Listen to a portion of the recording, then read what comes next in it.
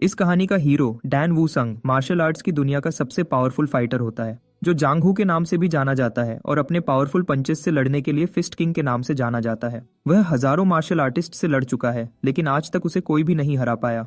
एक दिन demonic faction के एक ग्रुप उस पर चुपके से हमला कर देता है। डैन वूसंग उस ग्रुप के काफी लोगों को मार देता है, लेकिन 2 लोग बच जाते हैं। ये 2 लोग काफी पावरफुल होते हैं और इतने जालिम होते हैं कि अपना रास्ता साफ करने के लिए अपने ही साथियों को मार देते हैं। वूसंग ये देखकर समझ जाता है कि ये दोनों बहुत जालिम हैं। वूसंग उनमें से एक की तरफ तेजी से दौड़ता है और कहता है कि वह इसे 10 स्ट्राइक्स में खत्म करेगा, लेकिन उसका हर अटैक उसके वाइटल पॉइंट्स पर लगने के बजाय मिस हो जाता है, क्योंकि उसका दूसरा साथी वूसंग की बॉडी को पतली स्ट्रिंग्स से कंट्रोल करने की कोशिश कर रहा होता है। जैसे ही वूसंग 9th अटैक करता है, उसका ओपोनेंट अपनी स्ट्रिंग्स से वूसंग को टाइटली पकड़ लेता है, जिससे वूसंग अचानक रुक जाता है और तभी उसका दूसरा ओपोनेंट उसके सीने में सोर्ड से छेद कर देता है। लेकिन मरने से पहले वूसंग अपने दुश्मन को 10वां पंच मारता है और इसी के साथ ही वूसंग की जिंदगी खत्म हो जाती है, जो अपनी मौत से पहले अपने दुश्मन को एक और बार मारना चाहता था। मरने के बाद अचानक वह युनहुआ फैमिली के सेफ हाउस में ली जिन्योन के रूप में जाग जाता है, जो युनहुआ मर्चेंट ग्रुप का सबसे बड़ा बेटा है। जब वह जागता है तो जल्दी से वह अपनी बॉडी को चेक करता है और अपनी बॉडी को बिना किसी चोट के देखकर हैरान हो जाता है।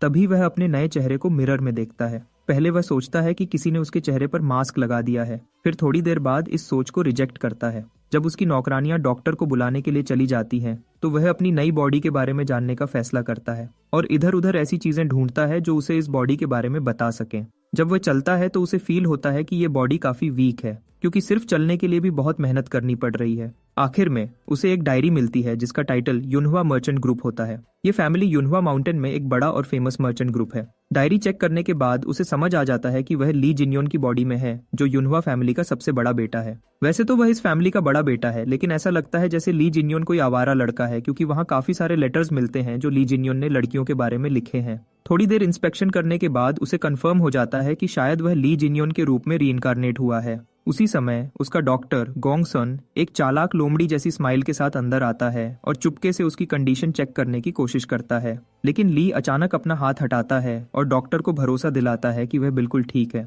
फिर ये सांप जैसा डॉक्टर उसे ड्रैगन और फीनिक्स सूप का ऑफर देता है और कहता है कि यह एक टॉनिक है, लेकिन असल में यह सूप जिन्युअन जैसे बीमार इंसान के लिए जहर है। इसके जवाब देने के बजाय जिन्युअन चुपके से ये जानने की कोशिश करता है कि डैन वूसंग के मरने के बाद से कितना समय गुजर चुका है। थोड़ी देर सोचने के बाद उसे रियलाइज होता है कि शायद अभी थोड़ी देर ही हुई है। इसका मतलब है कि उसके दुश्मन अभी भी जिंदा हैं। इसके बाद वह उस डॉक्टर के बारे में सोचता है, लेकिन फिलहाल उसे अपने दुश्मनों पर बहुत ज्यादा गुस्सा है और वह हर हाल में उनसे बदला लेना चाहता है। वह डिसाइड करता है कि अब जब उसे जिंदगी जीने का एक और चांस मिला है तो वह सबको मार डालेगा। लेजेंडरी डैन वूसंग अब ली जिन्युअन के रूप में रीइंकारनेट हो चुका है और इस नई बॉडी में जन्म लेने के बाद अब कुछ दिन गुजर चुके हैं। एक सुबह उसकी नौकरानियां बहुत जोश के साथ उसके नाश्ते की तैयारी करती हैं, क्योंकि उन्हें पता है कि इतने समय बाद आज से वह आखिरकार एक प्रॉपर मील खा सकता है। अब तक वह अपनी सेहत ठीक करने के लिए सिर्फ पॉरेज ही खा रहा था। एक नौकरानी दूसरों को जल्दी करने के लिए कहती है, क्योंकि जिन्युअन अपनी मॉर्निंग वॉक से कभी भी वापस आ सकता है। उसकी बात अधूरी रह जाती है जब दरवाजा खुलता है और जिन्युअन अंदर आता है। वह नाश्ते को चेक करता है और कहता है कि अब से वे नाश्ते को इतना ही सिंपल रखें जैसा आज बनाया है। फिर वह अपने कमरे की तरफ जाता है। एक नौकरानी उसके फिजिक को नोटिस करती है और उसकी बॉडी में सुधार देखकर उसके बारे में कमेंट करती है, और दूसरी नौकरानियां जल्दी से इस बात से अग्री कर लेती हैं। थोड़ी देर बाद जिन्युअन अपना नाश्ता शुरू करता है। तभी वह सांप जैसा डॉक्टर गोंगसन आता है और उसका मूड खराब कर देता है। जिन्युअन गुस्से में उसे अंदर आने देता है और गोंगसन तुरंत उसका रूड बिहेवियर देख लेता है, फिर भी एक स्माइल के साथ उसे ग्रीट करता है। जिन्युअन उसे शक की नजर से देखता है, क्योंकि उसे पता है कि यह आदमी हमेशा कोई न कोई प्रॉब्लम लेकर आता है, खासकर जब वह रोने वाली शक्ल दिखाता है। जिन्युअन के होठों पर एक हल्की सी स्माइल आ जाती है जब वह सोचता है कि वह इस डॉक्टर से सच्चाई उगलवाएगा और उसका जुर्म कबूल करवाएगा। ऐसा करने के लिए वह डॉक्टर से पूछता है कि वह वहां क्यों आया है। इस पर गोंगसन अपना रोज का ड्रामा शुरू करता है और कहता है कि वह अकेलापन बर्दाश्त नहीं कर सकता, इसलिए जिन्युअन से मिलने आया है। फिर वह चुपके से कमेंट करता है कि जिन्युअन का रंग रूप पहले से काफी अलग लग रहा है और कहता है कि जिन्युअन की कंडीशन और ज्यादा खराब हो रही है, उसमें कोई भी इम्प्रूवमेंट नहीं आया। ये बात जिन्युअन का ध्यान खींचती है और वह कहता है कि गोंगसन ये सब इसलिए कह रहा है ताकि वह उसे किसी तरह वह जहरीला ड्रैगन और फीनिक्स सूप पिला सके। गोंगसन को यह उम्मीद नहीं थी कि उसे सूप के बारे में कुछ पता होगा, इसलिए वह जल्दी से समझाता है कि ड्रैगन और फीनिक्स सूप सिर्फ एक हीलिंग टॉनिक है। जिन्युन आराम से कहता है कि यह जहरीला है। गोंगसन उसे याद दिलाता है कि वह उसका डॉक्टर है, लेकिन साथ ही रियलाइज करता है कि अब वह पकड़ा जाने वाला है और उसका राजफाश होने वाला है। गोंगसन तुरंत ड्रामा करने लगता है और कहता है कि चूंकि जिन्युन को उसकी जरूरत नहीं, तो इसलिए बेहतर है कि वह चले जाए। लेकिन अभी वह जाने ही वाला होता है कि जिन्युन की आवाज उसे रोक लेती है। एक इविल विलेन की तरह जिन्युन पूछता है कि क्या गोंगसन यहाँ का मालिक है, क्योंकि वह ली जिन्युन के कमरे में ऐसे आता जाता रहता है जैसे वह यहाँ का ओनर हो। यह सुनकर गोंगसन एकदम डर जाता है उसकी शक्ल देखकर। जिन्युन हंस देता है और कहता है कि वह सिर्फ मजाक कर रहा था, और गोंगसन नर्वसली हंसने लगता है। फिर जिन्युन उसे ऑर्डर देता है कि वह लिखने के लिए पेपर और बाकी चीजें लेकर आए, और कहता है कि वह एक लेटर लिखना चाहता है। गोंगसन सारा सामान ले आता है। फिर जिन्युन उसे कहता है कि वह खुद लेटर लिखे। वह डिक्टेट करता है कि गोंगसन को इस विला में थोड़ा और समय तक रहना होगा, क्योंकि उसे एक अजीब सी बीमारी हो गई है। उसके अगले शब्द गोंगसन को हैरान कर देते हैं जब वह कहता है कि उसकी जिंदगी बहुत लंबी है, इसलिए गोंगसन को अपने मास्टर से प्लान को चेंज करने के लिए ओपिनियन चाहिए। जिन्युन उसका चेहरा देखकर पूछता है कि वह क्यों रुक गया। वह कोशिश करता है कि वह जिन्युन की बातों को हंसी में टाल दे और उसे थोड़ा और समझने को कहता है, लेकिन गोंगसन की बात पूरी होने से पहले ही जिन्युन उसकी तरफ निंजा स्टाइल में एक चॉपस्टिक फेंकता है, जो उसकी गर्दन को जख्मी कर देती है और पीछे की दीवार से टकराती है। गोंगसन काफी हद तक घबरा जाता है और अपना घाव चेक करता है। जिन्युन पूरी तरह सीरियस हो जाता है और उसे क्लियरली कहता है कि अब वह पुराना ली जिन्युन नहीं रहा जिसको गोंगसन जानता था। गोंगसन फिर भी नासमझी का नाटक करता है, लेकिन जिन्युन समझ जाता है कि अब इस सांप से सामना करने का असली समय आ गया है। वह साफ साफ कहता है कि उसे पता है कि ड्रैगन और फीनिक्स सूप सिर्फ हेल्थी लोगों के लिए टॉनिक है, लेकिन जिन्युन का कमजोर जिस्म इस टॉनिक को बर्दाश्त नहीं कर सकता। यह टॉनिक उसके लिए जहर बन जाता है, और गोंगसन एक फिजिशियन होने के बावजूद यह बात नहीं जान पाया। उसने कल ही जिन्युन को यह सूप पिलाया था, और अगली ही सुबह वह टॉनिक का असर देखने के लिए जिन्युन की नब्ज चेक कर रहा था। बस इतना ही नहीं, जब जिन्युन ने उससे कहा कि सूप को काउंटर पर छोड़ दो, तब उसका चेहरा साफ बता रहा था कि इसमें गोंगसन की कोई न कोई चाल जरूर शामिल है। जिन्युन कहता है कि उसे यकीन है कि गोंगसन जैसा शख्स अकेले यह सब नहीं कर सकता, इसलिए वह उससे अपने मास्टर का नाम चिट्ठी पर लिखने को कहता है। गोंगसन पहले थोड़ी ड्रामेबाजी करता है और पूछता है कि जिन्युन उस जैसे मासूम इंसान पर कैसे शक कर सकता है। फिर वह एक गहरी ठंडी सांस लेता है और साथ ही अच्छा बनने का नाटक छोड़कर अपना असली रूप दिखा देता है। वह उसका मजाक उड़ाते हुए कहता है कि उसे नहीं पता था कि जिन्युन जैसा बुद्धू भी इतना दिमाग लगा सकता है। जिन्युन समझ जाता है कि अब उसके पास कोई बहाना नहीं बचा। गोंगसन शैतानी अंदाज में कहता है कि उसका असली मकसद जिन्युन को चुपके से खत्म करना है। अब नौकरों की तरफ देखते हुए गोंगसन सोचता है कि जिन्युन के कत्ल को छुपाने के लिए उनकी जान भी लेनी पड़ेगी, लेकिन उसकी जहर वाली सुई तैयार करने से पहले ही जिन्युन उसे यह करते हुए देख लेता है और एक तेज वार से गोंगसन को गिरा देता है। फिर वह आराम से अपना खाना शुरू करता है। जिन्युन कहता है कि गोंगसन को इस तरह उनकी बात के बीच में डिस्ट्रैक्ट नहीं होना चाहिए था। अपने हाथों पर लगी चोट को देखते हुए, जो उसे अभी अभी गोंगसन पर हमला करते समय लगी थी, वह अपनी वीक बॉडी से थोड़ा निराश हो जाता है। उसे बस अपनी पुरानी जिंदगी वाली ताकत वापस चाहिए थी। वह जानता है कि अगर वह अपनी पुरानी ताकत वापस पा लेता है तो उसे कोई रोक नहीं पाएगा। वह इतना पावरफुल हो जाएगा कि अगर युनहुआ मर्चेंट ग्रुप ही उसे मारने का प्लान कर रहा है तो वह पूरे ग्रुप से खुद ही निपट लेगा। इस मकसद के लिए पहले उसे ग्रुप में वापस जाना होगा ताकि वह गोंगसन के बारे में जरूरी छानबीन कर सके। अगली ही पल में वह लड़खड़ाकर बैठ जाता है, क्योंकि उसका सर अचानक तेज दर्द की वजह से चक्कर जाता है। उसे गोंगसन याद आता है, और फिर इस जिस्म की यादें, ली जिन्युन के जिस्म की सारी यादें एक साथ उसके दिमाग में दौड़ने लगती हैं। जब यह यादों का तूफान थमता है तो जिन्युन की असली कहानी जानकर उसकी आंख से आंसू निकल पड़ता है। वह अपने दो छोटे भाइयों के मुकाबले में बिल्कुल एवरेज था, जो काफी स्मार्ट और टैलेंटेड थे। अपनी इस साधारण सी जिंदगी से निकलने के लिए उसने वह किया जो कोई भी समझदार इंसान हरगिज न करता। उसने अपना पैसा ड्रग्स जैसे गंदे कामों और अपनी ख्वाहिशों पर खर्च करना शुरू कर दिया। इस वजह से वह गंभीर बीमार पड़ गया, और जब तक उसे अपनी गलती का एहसास हुआ तब तक इन चीजों से निकलना मुश्किल हो चुका था। उसे ठीक करने के बहाने इस विला में भेजा गया, जो एक तरह से उससे जान छुड़ाना ही था, और उसके परिवार वालों को अपने इस नकारा बड़े बेटे के यहाँ दिन गुजारने की कोई परवाह नहीं थी। अब जिन्युन के जिस्म में रहते हुए वूसुंग ने फैसला किया कि वह अपनी मार्शल आर्ट्स ट्रेनिंग दोबारा शुरू करेगा, जो उसने इसलिए रोक रखी थी क्योंकि उसके पास जिन्युन की यादें नहीं थीं। वह इस जिस्म के असली मालिक से काफी नाराज है, जिसने इतनी परफेक्ट बॉडी को बुरे कामों में बर्बाद कर दिया। वह अपनी पास्ट लाइफ की नॉलेज का यूज करके इस जिस्म को पावरफुल बनाने के लिए कुछ खास मेडिसिन लेने का सोचता है। जब वह विला के अंदर कदम रखता है, उसकी नजर वहां पड़े पैसों पर पड़ती है, और वह यह जानकर चैन की सांस लेता है कि उसे पैसों का कोई मसला नहीं है। इसका मतलब ये है कि वह अपनी जरूरत की रेयर मेडिसिन आसानी से खरीद सकता है। फिर उसकी नजर गोंगसन पर पड़ती है, जो उसके पावरफुल पंच की वजह से एक लाश बन चुका होता है। वह उसे दफनाने का फैसला करता है। इस दिन से 1 साल एक चुटकी में बीत जाता है। एक दिन मो किन सियोप, जो युनहुआ मर्चेंट ग्रुप के गार्ड स्क्वाड का मेंबर है, जिन्युन के लिए एक लेटर लेकर आता है। वह एक मेड से जिन्युअन के बारे में पूछता है और वह मेड उस जगह की तरफ इशारा करती है जहां जिन्युअन मेडिटेट कर रहा है। जैसे ही मॉक की नजर जिन्युअन की बॉडी पर पड़ती है, उसकी आंखें हैरत से खुली रह जाती हैं क्योंकि उसे यकीन नहीं होता कि वह सचमुच जिन्युअन को ही देख रहा है। इस एक साल में हमारा शानदार जिन्युअन हर पल का यूज करके अपने जिस्म को मजबूत और शक्तिशाली करता रहा। उसका एनर्जी कोर अब पहले जैसा हो चुका है और उसने सर्वाइवल के लिए जरूरी सब मार्शल आर्ट्स अच्छे से सीख लिए हैं, जैसे mobility art, enlightened body art और तेज रफ्तारी। इसके अलावा उसने white light power 10 phase art भी सीख ली है, जो उसे लाइटनिंग एलिमेंट को कंट्रोल करने की पावर देती है। इन सब ट्रेनिंग्स के जरिए वह मार्शल आर्ट्स के 4th फेज तक पहुंच चुका है, लेकिन उस जैसे बंदे के लिए यह अब भी काफी नहीं है। इस समय वह अपनी ट्रेनिंग मोक की आवाज सुनकर रोकता है, जो उसे नर्वस होकर ग्रीट करता है और अपना इंट्रोडक्शन देता है। मोक बताता है कि वह क्लैन के मेन बंदे से एक लेटर लाया है। शांति और खुशी के साथ जिन्युअन उसे लेटर देने को कहता है। इस दौरान मोक अपनी आंखों पर यकीन नहीं कर पा रहा कि यह वही कमजोर और हर वक्त खांसने वाला बंदा है जिसको उसने पिछले साल देखा था, और अब यह पावरफुल और मजबूत खड़ा है। उसकी सोच को जिन्युअन की तंजिया आवाज तोड़ती है, जो उसे याद दिलाती है कि वह अब भी उसके हाथ में पकड़े लेटर का वेट कर रहा है। अपने ख्यालों से बाहर आते हुए जिन्युअन और मोक बैठ जाते हैं और मोक वह लेटर पढ़ता है और उसे बताता है कि उसके फादर की सेहत बहुत खराब है, जिस वजह से वह बेड रेस्ट पर हैं। हालांकि इसकी कोई वजह नहीं बताई गई। यह कहकर मोक यूयंग क्लैन के बारे में अपने शक जाहिर करता है। ये क्लैन एक वल्चर्स का ग्रुप है जो यूनवा मर्चेंट ग्रुप से प्रोटेक्शन के बहाने भारी फीस मांगता है। समय के साथ साथ उनकी फीस की मांग इतनी बढ़ गई है कि इतनी ज्यादा पेमेंट इन्हें आसानी से नहीं दी जा सकती। जिन्युअन पूछता है कि क्या यूयंग क्लैन सचमुच इतने काबिल हैं कि उन्हें इतनी बड़ी पेमेंट दी जाए। यह बात मोक को बहुत गुस्सा दिलाती है। वह ग्रुप पर अपनी फ्रस्ट्रेशन निकालते हुए बोलता है कि उन्होंने ऐसा कुछ भी नहीं किया जिसकी वजह से उन्हें इतनी बड़ी अमाउंट दी जाए। वह एक पुरानी घटना याद करता है जब यूनवा ग्रुप का सामना लिटिल डेटी सेक्ट से हुआ था, जिसने उनके ट्रेड पर जरूरत से ज्यादा टैक्स लगाने की कोशिश की थी। उस समय यूयंग क्लैन ने बेशर्मी से ग्रुप का साथ छोड़ दिया और कहा कि उनका यूनवा ग्रुप से कोई ताल्लुक नहीं, सिवाय किसी सीरियस इश्यू के।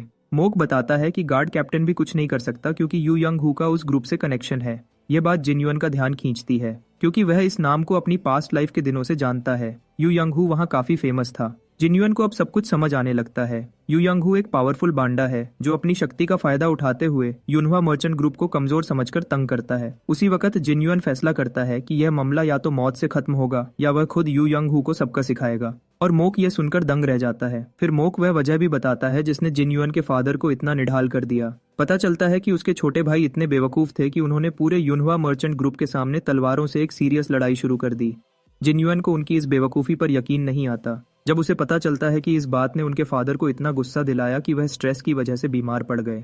मोक उसे दिलासा देने की कोशिश करता है और कहता है कि इस मामले का जिन्युअन से कोई लेना देना नहीं, लेकिन वह उसकी बात काट देता है और खड़ा हो जाता है क्योंकि अब वह कोई छोटा मोटा रोल नहीं खेलना चाहता था। मोक उसकी अचानक हिम्मत देखकर हैरान हो जाता है। हमारा लेजेंड जिन्युअन फिर सीरियस होकर मोक से कहता है कि वह लेटर अपने पास रखे क्योंकि वह खुद जाकर हालात देखने वाला है। जब मोक अपनी स्क्वाड के पास वापस जाता है तो सबसे पहले वह अपने साथियों को बताता है कि कैसे ली जिन्युअन जैसा नकारा बंदा इतना स्ट्रॉन्ग मार्शल आर्टिस्ट बन गया। जैसे ही उसके साथी ये सुनते हैं वे हंसने लगते हैं। हर कोई जिन्युअन का मजाक उड़ाता है। कुछ कहते हैं कि वह बेड में ही अच्छा लगता है और कुछ बोलते हैं कि अगर जिन्युअन जैसा बंदा मार्शल आर्टिस्ट बन सकता है तो वे खुद लेजेंडरी मार्शल आर्टिस्ट होंगे। एक साथी उससे कहता है कि वह ऐसा मजाक करे जिसपे उन्हें यकीन आ जाए, जैसे वाइस कैप्टन ने फाइनली अपनी लवर ढूंढ ली। वाइस कैप्टन हान योप उनकी बातें सुन लेता है और इंटरेस्ट लेते हुए पूछता है कि क्या जिन्युअन ने सचमुच उस आदमी को मारने के बाद अपनी सेहत वापस पा ली है जो उसे हिलाने की कोशिश कर रहा था। फिर हान योप कॉन्फिडेंस से कहता है कि जिन्युअन बचपन से ही मार्शल आर्टिस्ट रहा है क्योंकि उसके पास एक गिफ्टेड बॉडी है। अब हान पूछता है कि जिन्युअन कब आएगा। मोक इस बारे में श्योर नहीं होता क्योंकि जिन्युअन ने सिर्फ इतना कहा था कि वह वापस आ रहा है। उसी समय उन्हें जिन्युअन के आने की अनाउंसमेंट सुनाई देती है और वे समझ जाते हैं कि वह अभी आ रहा है। फिर हान अपने बंदों से जिन्युअन का स्वागत करने को कहता है। वे यह सुनकर खुश नहीं होते तो वह उन्हें सख्ती से याद दिलाता है कि जिन्युअन उनका मास्टर है, चाहे वह जैसा भी हो। इस दौरान वूसुंग यूनवा मर्चेंट ग्रुप के पैलेस की शान और शौकत पहली बार देखता है और वह इस शानदार जगह को देखकर सचमुच हैरान हो जाता है।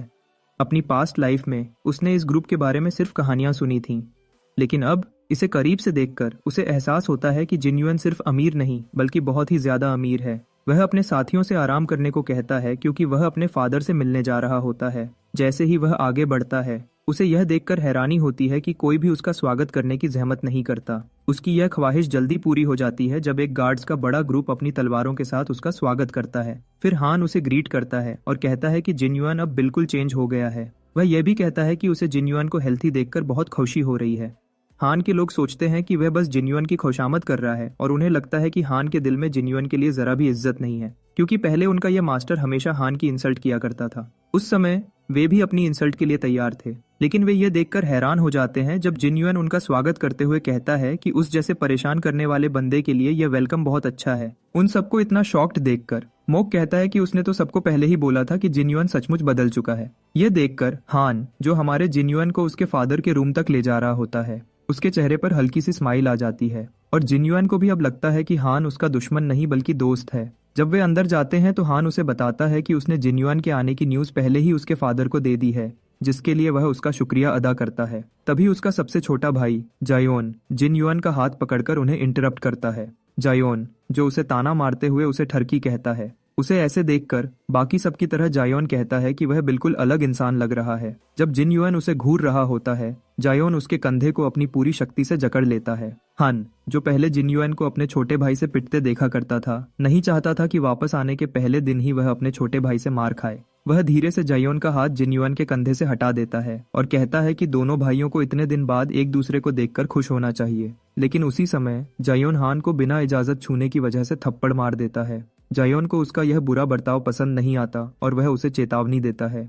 वह हान से पूछता है कि क्या वह उसे अब भी छोटा समझता है। अगले पल जायोन कहता है कि वह हान को अच्छा सबका सिखाना चाहता है, लेकिन उसके कुछ करने से पहले हमारा पावरफुल जिन्युअन उसे जोर का थप्पड़ मार देता है, इतना जोर का कि वह जमीन पर गिर जाता है। जायोन बिल्कुल दंग रह जाता है। अगले ही पल जिन्युअन जायोन के कंधे पर अपनी मुट्ठी रखता है और उसे अपनी ताकत का एहसास दिलाता है। साथ ही कहता है कि वह यहाँ आने के लिए काफी एक्साइटेड था। जायोन दर्द से चिल्लाता है और अपने भाई को पागल कहते हुए गालियां देने लगता है। यह सुनकर जिन्युअन मजाक में कहता है कि अब से वह उसे बड़ा भाई कहेगा। इस दौरान ली हुआयोंग, जो युनहुआ मर्चेंट ग्रुप का दूसरा बेटा है, अपने फादर के कमरे के सामने इतना शोर शराबा देखकर हैरान होता है। वह हान से इस शोर की वजह पूछता है और वाइस कैप्टन बताता है कि बड़े और छोटे भाई के बीच झगड़ा हो रहा है। यह सुनकर हुआयोंग तुरंत सोचता है कि हमेशा की तरह जायोन ही अपने बड़े भाई को तंग कर रहा होगा। उसे जिन्युअन की बीमारी की वजह से बहुत चिंता हो रही होती है, लेकिन वह यह देखकर हैरान रह जाता है कि जिन्युअन अपने छोटे भाई को डांट रहा होता है कि वह अपने फादर के रूम के सामने शोर न करे।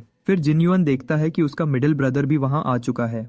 थोड़ी देर बाद हुआयोंग अपने बड़े भाई के साथ बैठता है, जिसने जायोन के हाथ सजा के तौर पर हवा में रखवाए होते हैं। जिन्युअन को हेल्थी देखकर हुआयोंग को बहुत खुशी होती है, लेकिन जायोन इस हालत से बिल्कुल खुश नहीं है। जिन्युअन उसे दिलासा देता है कि वह अब बिल्कुल ठीक है। तभी वह हुआयोंग के जख्मी हाथ को देखकर पूछता है कि क्या यह जायोन ने किया। हुआयोंग इस सवाल को टाल देता है, लेकिन लेजेंड जिन्युअन गुस्से में अपने छोटे भाई की तरफ मुड़ता है और उसके मुंह पर जोरदार थप्पड़ मारता है, क्योंकि उसने अपने बड़े भाई पर हाथ उठाया था। बेचारे जायोन के पास जिन्युअन की बात मानने के अलावा कोई चारा नहीं बचता अगर वह मार से बचना चाहता है। वह यकीन नहीं कर पाता कि वह वही कमजोर जिन्युअन है जो अपने छोटे भाई से पिटने के डर से उसके कंधे भी दबाता था। यह सोचकर हुआयोंग खुश होता है कि जिन्युअन जायोन को पीट रहा है, जबकि पहले यह उल्टा होता था। फिर जिन्युअन भी शांत हो जाता है। हुआयोंग उसकी पर्सनालिटी और बॉडी में इतना बदलाव देखकर क्यूरियस हो जाता है, लेकिन उसे कुछ बताने की बजाय जिन्युअन उसकी आंखों की तारीफ करने लग जाता है। फिर उसकी नजर अपने सामने पड़े स्क्रोल लेटर्स पर पड़ती है। एक स्क्रोल खोलते हुए वह पूछता है कि इसके अंदर क्या लिखा है।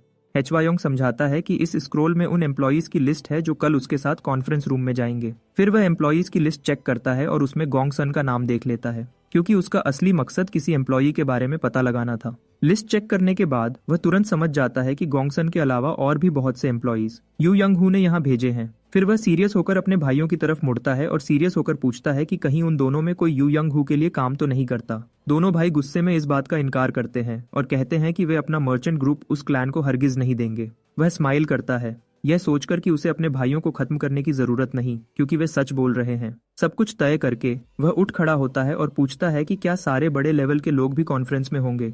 उसका नर्डी भाई हाँ में जवाब देता है। यह सुनते ही वह साफ साफ बताता है कि वह भी कॉन्फ्रेंस अटेंड करेगा। उनके मना करने से पहले वह उनकी बातों को इग्नोर करता हुआ रूम से निकल जाता है। वे दोनों अपने भाई में इतना बदलाव देखकर दंग रह जाते हैं। उसी वक्त जायोन सोचता है कि काश वह भी जूहो माउंटेन पर जा सके। इस दौरान जिन्युअन अपने बाप के रूम के सामने खड़ा होता है और उनकी इजाजत लेकर अंदर जाता है। उसका बाप मर्चेंट ग्रुप का लीडर सयोंगमन उसे तुरंत नोटिस करता है। वह बाहर के हंगामे के बारे में पूछते हैं, लेकिन जिन्युअन बस बात को टाल देता है और बैठ जाता है। फिर वह जिक्र करता है कि उसने सुना है कि उसके फादर स्ट्रेस में हैं। वे कंफर्म करते हैं कि वे हमेशा ही स्ट्रेस में रहते हैं, लेकिन अब उनका जिस्म इतना जवाब दे चुका है। फिर उसके फादर अपना हाथ उठाकर अपने बेटे के चेहरे को छूते हैं। वह महसूस करते हैं कि उनका बेटा कितना हेल्थी और चेंज हो चुका है। वे पूछते हैं कि क्या वह सचमुच जिन्युइन ही है। जब उसका बाप खुशी से कहता है कि उसे हेल्थी देखकर उसको बहुत खुशी हो रही है और प्यार से उसे छूता है, तो उसे अंदर से कुछ महसूस होता है। वूसंग के रूप में उसे कभी माँ बाप का प्यार नहीं मिला था,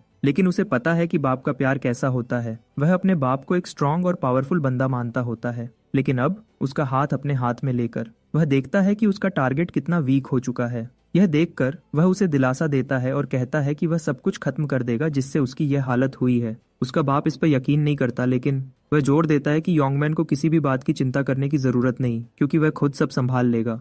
उसके इतने स्ट्रॉन्ग एक्सप्रेशंस देखकर उसके बाप का भी पसीना छूट जाता है। अगले दिन सब लोग यूनहवा मर्चेंट ग्रुप के कॉन्फ्रेंस रूम में जमा होते हैं, जहां हवायोंग सबको गाइड कर रहा है। यू यंग हू भी वहां मौजूद है। उसके अंदर काम करने वाले लोग जो उसके बारे में सोच रहे होते हैं तुरंत जिन युआन की मौजूदगी नोटिस कर लेते हैं। यू यंग हू सोचता है कि जिन युआन यहाँ अपनी पोजीशन पक्की करने आया है। इस दौरान हवायोंग अपनी बात खत्म करके पूछता है कि क्या इस बात से किसी को ऐतराज तो नहीं।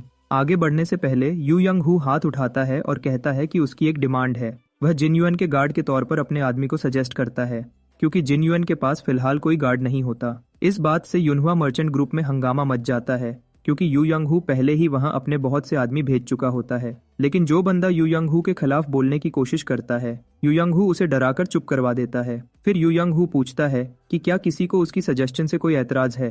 सब न चाहते हुए भी चुप रहते हैं, क्योंकि यू यंग हू का डर उन्हें कुछ बोलने ही नहीं देता। जब वह आगे बढ़ने वाला होता है तो फियरलेस जिन युआन हाथ उठाता है और कहता है कि उसे यू यंग हू से ऐतराज है। फिर वह सीरियस होकर अपनी सजेशन देता है कि squad guard leader Yu young Hu को फायर कर दिया जाए। यूनहवा मर्चेंट ग्रुप के लोग यह सुनकर शॉक्ड हो जाते हैं, जबकि यू यंग क्लैन के लोग जिन युआन की बात सुनकर हंसने लगते हैं, क्योंकि यू यंग हू को मर्चेंट ग्रुप की सिक्योरिटी के लिए बहुत जरूरी समझा जाता है, जो कि इस समय जबरदस्त गुस्से में है। वह जिन युआन को बताता है कि वह इतने दिन बेड पर बीमार पड़ा रहा है कि उसे पता ही नहीं कि उसके पास यू यंग हू को फायर करने का कोई हक नहीं है। अगले ही पल जिन युआन वह करता है जो किसी ने सोचा तक नहीं था। वह जमीन पर इतना जोर का पंच मारता है कि पूरी बिल्डिंग ऑलमोस्ट हिल जाती है। फिर सीरियस होकर वह इस आस्तीन के सांप को याद दिलाता है कि यू यंग के इतना बड़ा होने के बावजूद वह भूल रहा है कि जिन युआन ही यूनहवा मर्चेंट ग्रुप का असली मास्टर है। थोड़ी देर पहले उसने हवायोंग को अपना प्लान बताया था कि वह यू यंग हू को फायर करने वाला है, लेकिन हवायोंग को यह आइडिया अच्छा नहीं लगा, क्योंकि यू यंग क्लैन उनसे ज्यादा पावरफुल है। सीधा जवाब देने के बजाय वो कहता है कि जब कोई जोंगहू के मार्शल आर्टिस्ट को अंडर एस्टिमेट करता है तो उन्हें उनकी इस हरकत की वजह से जिंदा निगल लिया जाता है। फिर वह बताता है कि आसपास यू यंग के इतने एम्प्लॉइज को देखकर लगता है कि वे यूनहवा ग्रुप पर पूरी तरह कब्जा जमाना चाहते हैं। ये बात उसका बेवकूफ भाई समझ जाता है और उसे उसकी बात का मतलब अच्छी तरह पता चल जाता है। फिर जिन युआन उसे कहता है कि उसे चिंता करने की जरूरत नहीं, क्योंकि वह सब संभाल लेगा। अब अपने बड़े भाई जिन युआन को देखकर वह नर्वस स्माइल करता है और समझ जाता है कि उसका बड़ा भाई ये सब कैसे हैंडल करने वाला है। अब उस कॉन्फ्रेंस में जिन युआन की बात सुनकर यू यंग क्लैन के लोग तुरंत सोर्ड्स निकाल लेते हैं और धमकी देते हुए पूछते हैं कि वह अपनी बात अच्छी तरह समझाए। हन उनकी इस गुस्ताखी पर गुस्सा हो जाता है कि उन्होंने अपने मास्टर के खिलाफ तलवार उठाई। वह जिन युआन को प्रोटेक्ट करने के लिए उसके आगे खड़ा हो जाता है, लेकिन हमारा जिन युआन डरे बिना कहता है कि यह कितनी बड़ी गुस्ताखी है कि यू यंग क्लैन अपने ही पार्टनर के खिलाफ तलवार उठा रहा है। वह एक डार्क टोन में उन्हें धमकाता है और कहता है कि वे जरूर उसके हाथों मरना चाहते हैं। फिर भरत भी अचानक बात का रुख बदल देता है और कहता है कि वह यू यंग हू को उसका मुआवजा जरूर देगा, क्योंकि उसे उसके लिए बुरा लग रहा है।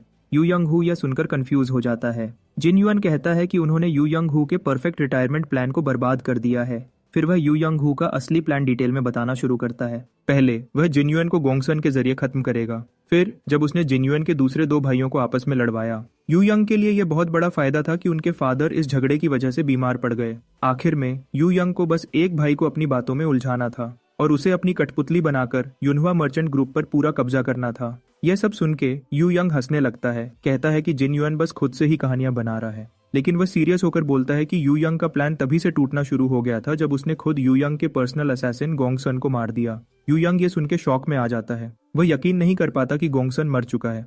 हमारा हीरो बोलता है कि उसने उस बेचारे असैसिन को एक ही वार में मार दिया, उसे मरने में ज्यादा तकलीफ नहीं हुई। फिर वह तंज मारते हुए बोलता है कि यू यंग हू को अगर यूनहवा मर्चेंट ग्रुप पर कंट्रोल चाहिए तो उसे प्लान बनाने में थोड़ी और मेहनत करनी पड़ेगी। वह कहता है कि वैसे भी उसे अपने किए हुए नुकसान का बिल तो भरना पड़ेगा। अब यू यंग हू को जिन युआन पर बहुत गुस्सा आ रहा था। गुस्से में वह अपना हाथ उठाता है और उसे मारने की धमकी देता है, पर उसका वार पड़ने से पहले ही जिन युआन अपनी मुट्ठी से उसका हाथ रोक देता है। जब दोनों के पंचेस टकराते हैं, यू यंग को एक जोरदार बिजली का झटका महसूस होता है, जिससे उसे यकीन हो जाता है कि जिन युआन सचमुच एक मार्शल आर्टिस्ट बन चुका है। आसपास के सब लोग भी जिन युआन की यह शक्ति देखकर हैरान रह जाते हैं। दूसरी तरफ जिन युआन नाटक करते हुए कहता है कि यू यंग हू ऐसे बंदे पर अटैक क्यों कर रहा है जो अभी अभी ठीक हुआ है। फिर वह बोलता है कि वह इस बार यू यंग हू को माफ कर देगा क्योंकि अब वह उसके साथ पर्सनल फाइट करेगा। एक बंदा ऑफिशियल फाइट के शुरू होने का ऐलान करता है। यू यंग हू पूछता है कि क्या यह काफी होगा। इविल एक्सप्रेशंस के साथ वह कहता है कि फाइट तब तक चलेगी जब तक एक की मौत नहीं हो जाती। यह सुनने के बाद यू यंग हू जिन युआन की स्किल्स देखकर कहता है कि शायद उसे किसी अच्छे टीचर ने ट्रेन नहीं किया, और अपनी तलवार उठाकर वह कहता है कि अब वह उसे दोनों के बीच एक्सपीरियंस का फर्क समझाएगा। लेकिन जिन युआन जल्दी से उसके अटैक को रोकता है और उसके ताने को इग्नोर कर देता है।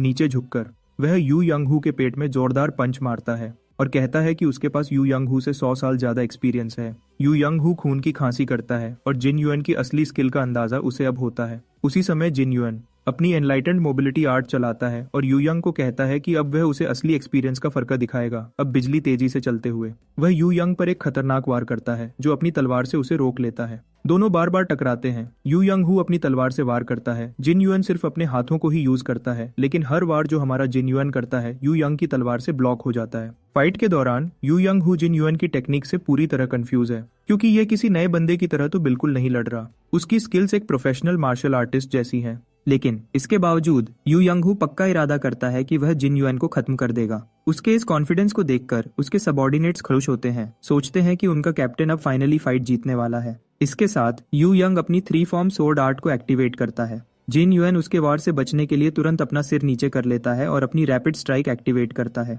वह इतनी तेजी से मूव करता है कि यू यंग को अपनी पोजीशन चेंज करने का चांस भी नहीं मिलता। अगले ही पल यू यंग के मुंह पर एक जबरदस्त पंच पड़ता है। ये पंच इतना पावरफुल होता है कि मेन हाउस से भी दिखाई देता है। सीन को देखने वाले सर्वेंट्स चुपके चुपके बातें करते हैं और बहुत कंफ्यूज्ड होते हैं, जबकि उसका फादर प्राउडली कहता है कि उसका बड़ा बेटा मार्शल आर्ट्स में मास्टर हो चुका है। जब यू यंग गिरता है तो उसके बंदे जल्दी से उसके पास पहुंचते हैं। अपने कैप्टन की हालत देखकर वे सब जिन युआन को गुस्से में घूरते हैं, लेकिन वह उन्हें धमकी देकर तुरंत चुप करा देता है। एक और बंदा कहता है कि फाइट में कोई इरेगुलरिटी नहीं थी, लेकिन जाने से पहले वह वार्न करता है कि अगर जिन युआन ऐसे ही बिहेव करना चाहता है तो यू यंग क्लैन भी युनहुआ मर्चेंट ग्रुप से बदला लेने के लिए वैसा ही तरीका अपनाएगा। और वह कहता है कि यू यंग क्लैन के लिए अब इस बिहेवियर को अवॉइड करना इम्पॉसिबल होगा। लेकिन जिन युआन को ऐसी छोटी मोटी धमकियों की परवाह नहीं है, क्योंकि ये उसके लिए नई नहीं है। वह जो भी उसे देंगे, चाहे बुराई हो या अच्छाई, वह उसका जवाब जरूर देगा। वैसे भी वह इस इंसिडेंट की पूरी रिस्पॉन्सिबिलिटी खुद पे ले लेता है, जिस पर हवायोंग अग्री नहीं करता। फिर भी जिन युआन सबको घूरकर कहता है कि भले ही उसने पहले ये कहा था कि युनहुआ मर्चेंट ग्रुप उसका है, लेकिन ये उसके बाप का भी है, उस स्क्वाड का भी जिसने उसे सुबह वेलकम किया था, और हर उस एम्प्लॉई का जो वहाँ काम करता है। इसलिए वह किसी को भी अपने मर्चेंट ग्रुप के साथ ज्यादती नहीं करने देगा। इसके साथ वह उन्हें जाने का ऑर्डर देता है, कहता है कि वैसे भी वह उन्हें फायर करने वाला था। सब लोग उसकी स्पीच सुनकर इमोशनल हो जाते हैं, सिवाय यू यंग क्लैन के, जो ना खुश होकर साथ जाते हैं और उसे फ्यूचर में अपने क्लैन से डील करने के लिए गुड लक कहते हैं। जब वे चले जाते हैं तो एक एम्प्लॉई चीयर करने वाला होता है, लेकिन दूसरा उसे जल्दी से रोक देता है और याद दिलाता है कि जिन युआन ने एक प्राइवेट फाइट जीता है। एक और गार्ड कहता है कि वे सेलिब्रेट नहीं कर सकते, आखिर वे गार्ड स्क्वाड हैं, लेकिन अपनी ड्यूटी करने के बजाय वे पूरा समय खड़े सिर्फ देख ही रहे थे। इस सब हंगामे की परवाह न करते हुए जिन युआन हुआयोंग की तरफ मुड़ता है और उसको कहता है कि जिन युआन के लिए एक एलिक्सर लाए, क्योंकि उसने इस मैटर की रिस्पॉन्सिबिलिटी अपने ऊपर ली है, तो वह इतना तो डिजर्व करता ही है। हुआयोंग स्माइल करता है और अपने भाई को यकीन दिलाता है कि वह बेस्ट एलिक्सर लाएगा, और कहता है कि अब से वह काफी बिजी होने वाला है, क्योंकि उसे अब न सिर्फ एलिक्सर्स खरीदने हैं बल्कि नए गार्ड्स भी हायर करने हैं। इस पर जिन युआन बोलता है कि उसके दिमाग में पहले से ही कुछ लोग हैं जो यह जॉब कर सकते हैं। इसी दौरान एक प्राइवेट रूम में म्योंगहो को जिन युआन की हरकतों की खबर मिलती है। उसके बंदे कंफर्म करते हैं कि यह खबर बिल्कुल सच है। असल में हमारा इंटेलिजेंट जिन युआन इस बारे में कुछ दिन पहले ही सोच चुका था। जिस दिन उसने युनहुआ मर्चेंट ग्रुप में कदम रखा, वह एम्प्लॉइज के पैटर्न्स को अच्छी तरह जांच रहा था। अपने पहले दिन ही वह चलते चलते अचानक रुक जाता है और हान से पूछता है कि उसने खाना खाया या नहीं। हान, जो उससे ऐसा अनएक्सपेक्टेड सवाल सुनकर शॉक हो जाता है, बोलता है कि नहीं, उसे काम की वजह से सुबह से खाना खाने का समय नहीं मिला। जिन युआन फिर दूसरी तरफ देखता है, जहां कुछ यू यंग क्लैन के मेंबर्स फिजूल बातों में अपना टाइम वेस्ट कर रहे हैं। उसी वक्त उसे ग्रुप का डायनामिक समझ आ जाता है। लॉयल युनहुआ मर्चेंट ग्रुप के एम्प्लॉइज इतनी मेहनत करते हैं कि उनके पास खाने तक का समय नहीं है, जबकि यू यंग क्लैन के लोग आराम से बैठे बैठे पैसे कमाते हैं। वे काम के समय थोड़ा सा काम भी नहीं करते। हान उसे दोबारा बुलाता है, लेकिन जवाब देने के बजाय जिन युआन का दिमाग सोल्यूशन ढूंढने में लग जाता है। अगर वह यू यंग के मेंबर्स को एकदम से फायर कर देता है तो ग्रुप के पास सिक्योरिटी नहीं बचेगी, क्योंकि उनकी जगह भरने के लिए तुरंत और लोग चाहिए होंगे। थोड़ा सोचने के बाद उसे याद आ जाता है कि ऐसे निकम्मे एम्प्लॉयज उसे कहाँ मिलेंगे। इसके लिए वह एक पुराने गैम्बलिंग हाउस की तरफ जाता है। उस जगह को देखकर ऐसा लगता है जैसे वहां सिर्फ क्रिमिनल्स ही आते जाते होंगे। जैसे ही वह अंदर कदम रखता है, बहुत से लोगों की नजर उस पर पड़ती है। कुछ लोग उसे देखकर उसके बारे में बातें करते हैं, उसे बेवकूफ बोलते हैं और इतने समय बाद उसे देखकर हैरान होते हैं। कुछ तो यह भी सोच चुके होते हैं कि वह सालों से मर चुका है। वे लोग सोचते हैं कि शायद वह फिर से जुआ खेलने आया है और उसे अपनी दौलत हारते हुए देखने के लिए एक्साइटेड होते हैं। जब वह मेन हॉल में एंटर करता है, वहां का गार्ड उसे एक्साइटमेंट से हेलो बोलता है, यह सोचकर कि वह बड़ा पैसा खर्च करने वाला है। लेकिन अब वह पुराना वाला जिन युआन नहीं होता जिसे वे जानते थे।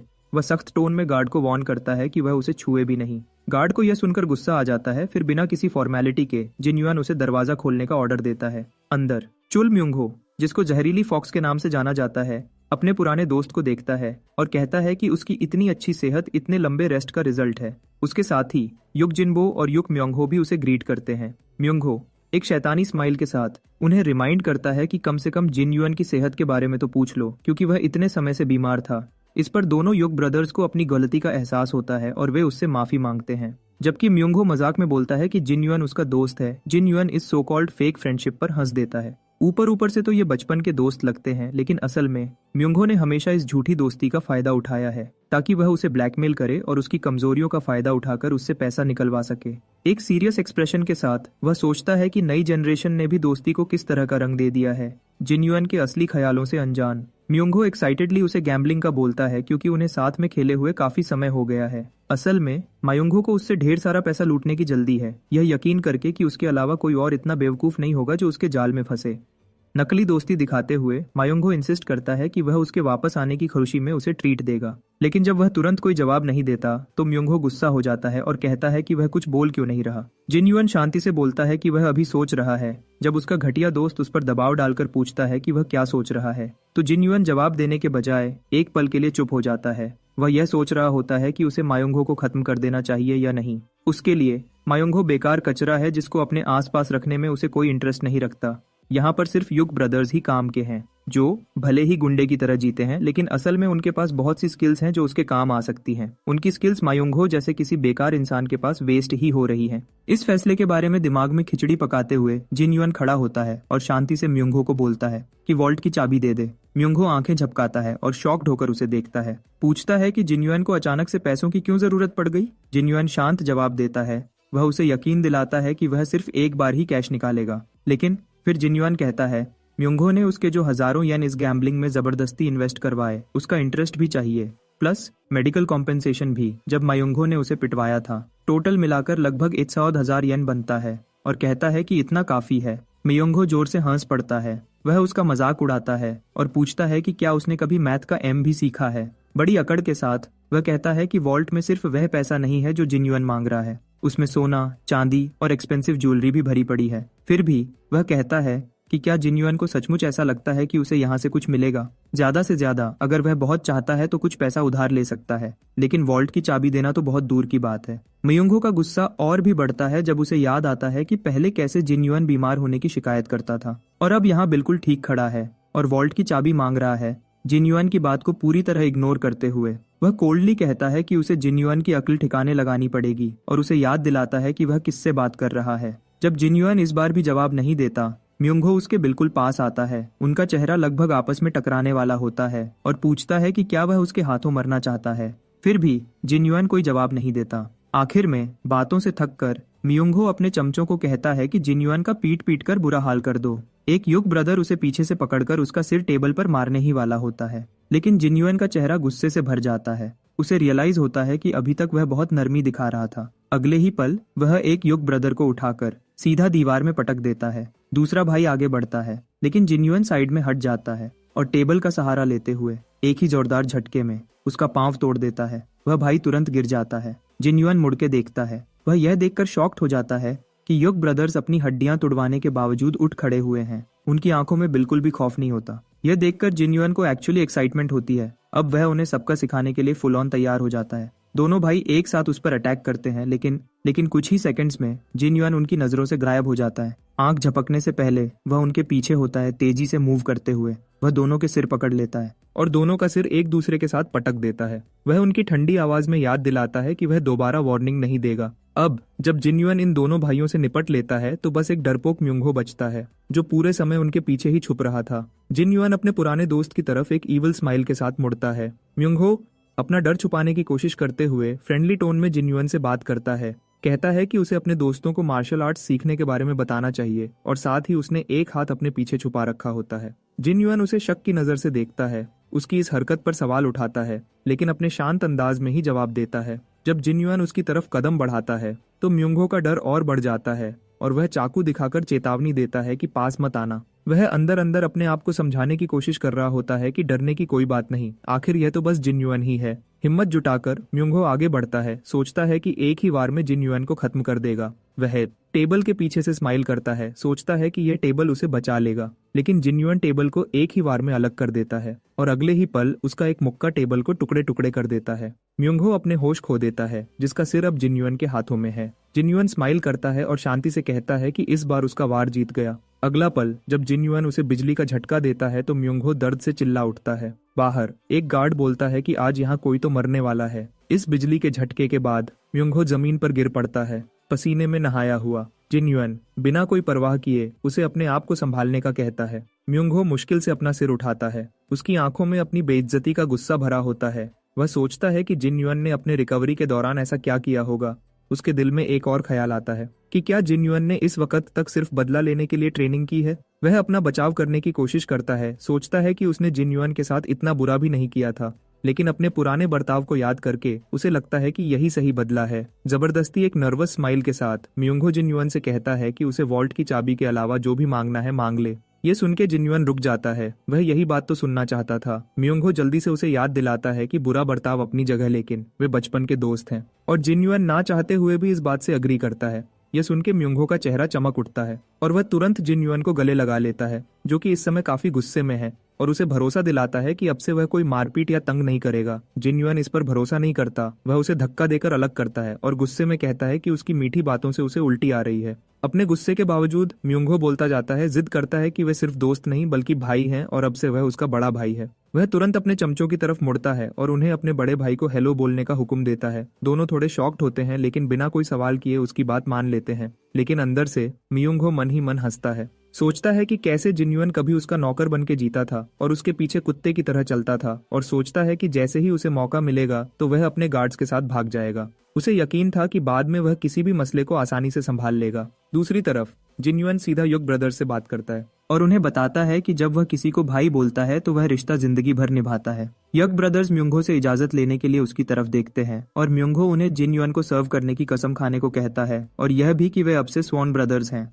दोनों भाई तुरंत जिन्युन को अपना बड़ा भाई मानकर वफादारी का वादा करते हैं। म्योंगहो को इस बात से थोड़ी शांति मिलती है, लेकिन अगले ही पल उसका खून ठंडा पड़ जाता है जब जिन्युन सख्ती से युग ब्रदर्स को बाहर जाने का ऑर्डर देता है, यह कहकर कि अब वह और म्योंगहो पर्सनली डिसाइड करेंगे कि उनमें से असली बड़ा भाई कौन है। म्योंगहो के लाख मना करने के बावजूद दोनों भाई रूम से निकल जाते हैं, इधर पूरी तरह डरे हुए। म्योंगहो को बिल्कुल नहीं पता कि जिन्युन का असली मकसद क्या है। हमारा पावरफुल जिन्युन शांति से उसे याद दिलाता है कि वही था जिसने युग ब्रदर्स पर इतना पैसा लगाकर उन्हें इतना काबिल बनाया था, और यह सब करके उनकी एबिलिटी सिर्फ वेस्ट ही हो रही है। इसलिए जिन्युन अब से उनकी जिम्मेदारी खुद लेगा, यह जानकर कि ब्रदर्स की कीमत पैसों से ज्यादा है। म्योंगहो गुस्से से डिसएग्री करता है। जिन्युन को कहता है कि उसने न सिर्फ उसे पीटा है बल्कि उसके लॉयल बंदों को भी छीनने की कोशिश की। वह गुस्से में कहता है कि वह उसे सीधा मार क्यों नहीं देता। जितनी रूडनेस से उसने ये सब बोला होता है, जिन्युन उसकी इच्छा पूरी करने का सोचता है। अगले ही पल में म्योंगहो के मुंह पर जोरदार लात मारकर वह एटीट्यूड से कहता है कि वह उसके बड़े काम आ रहा है,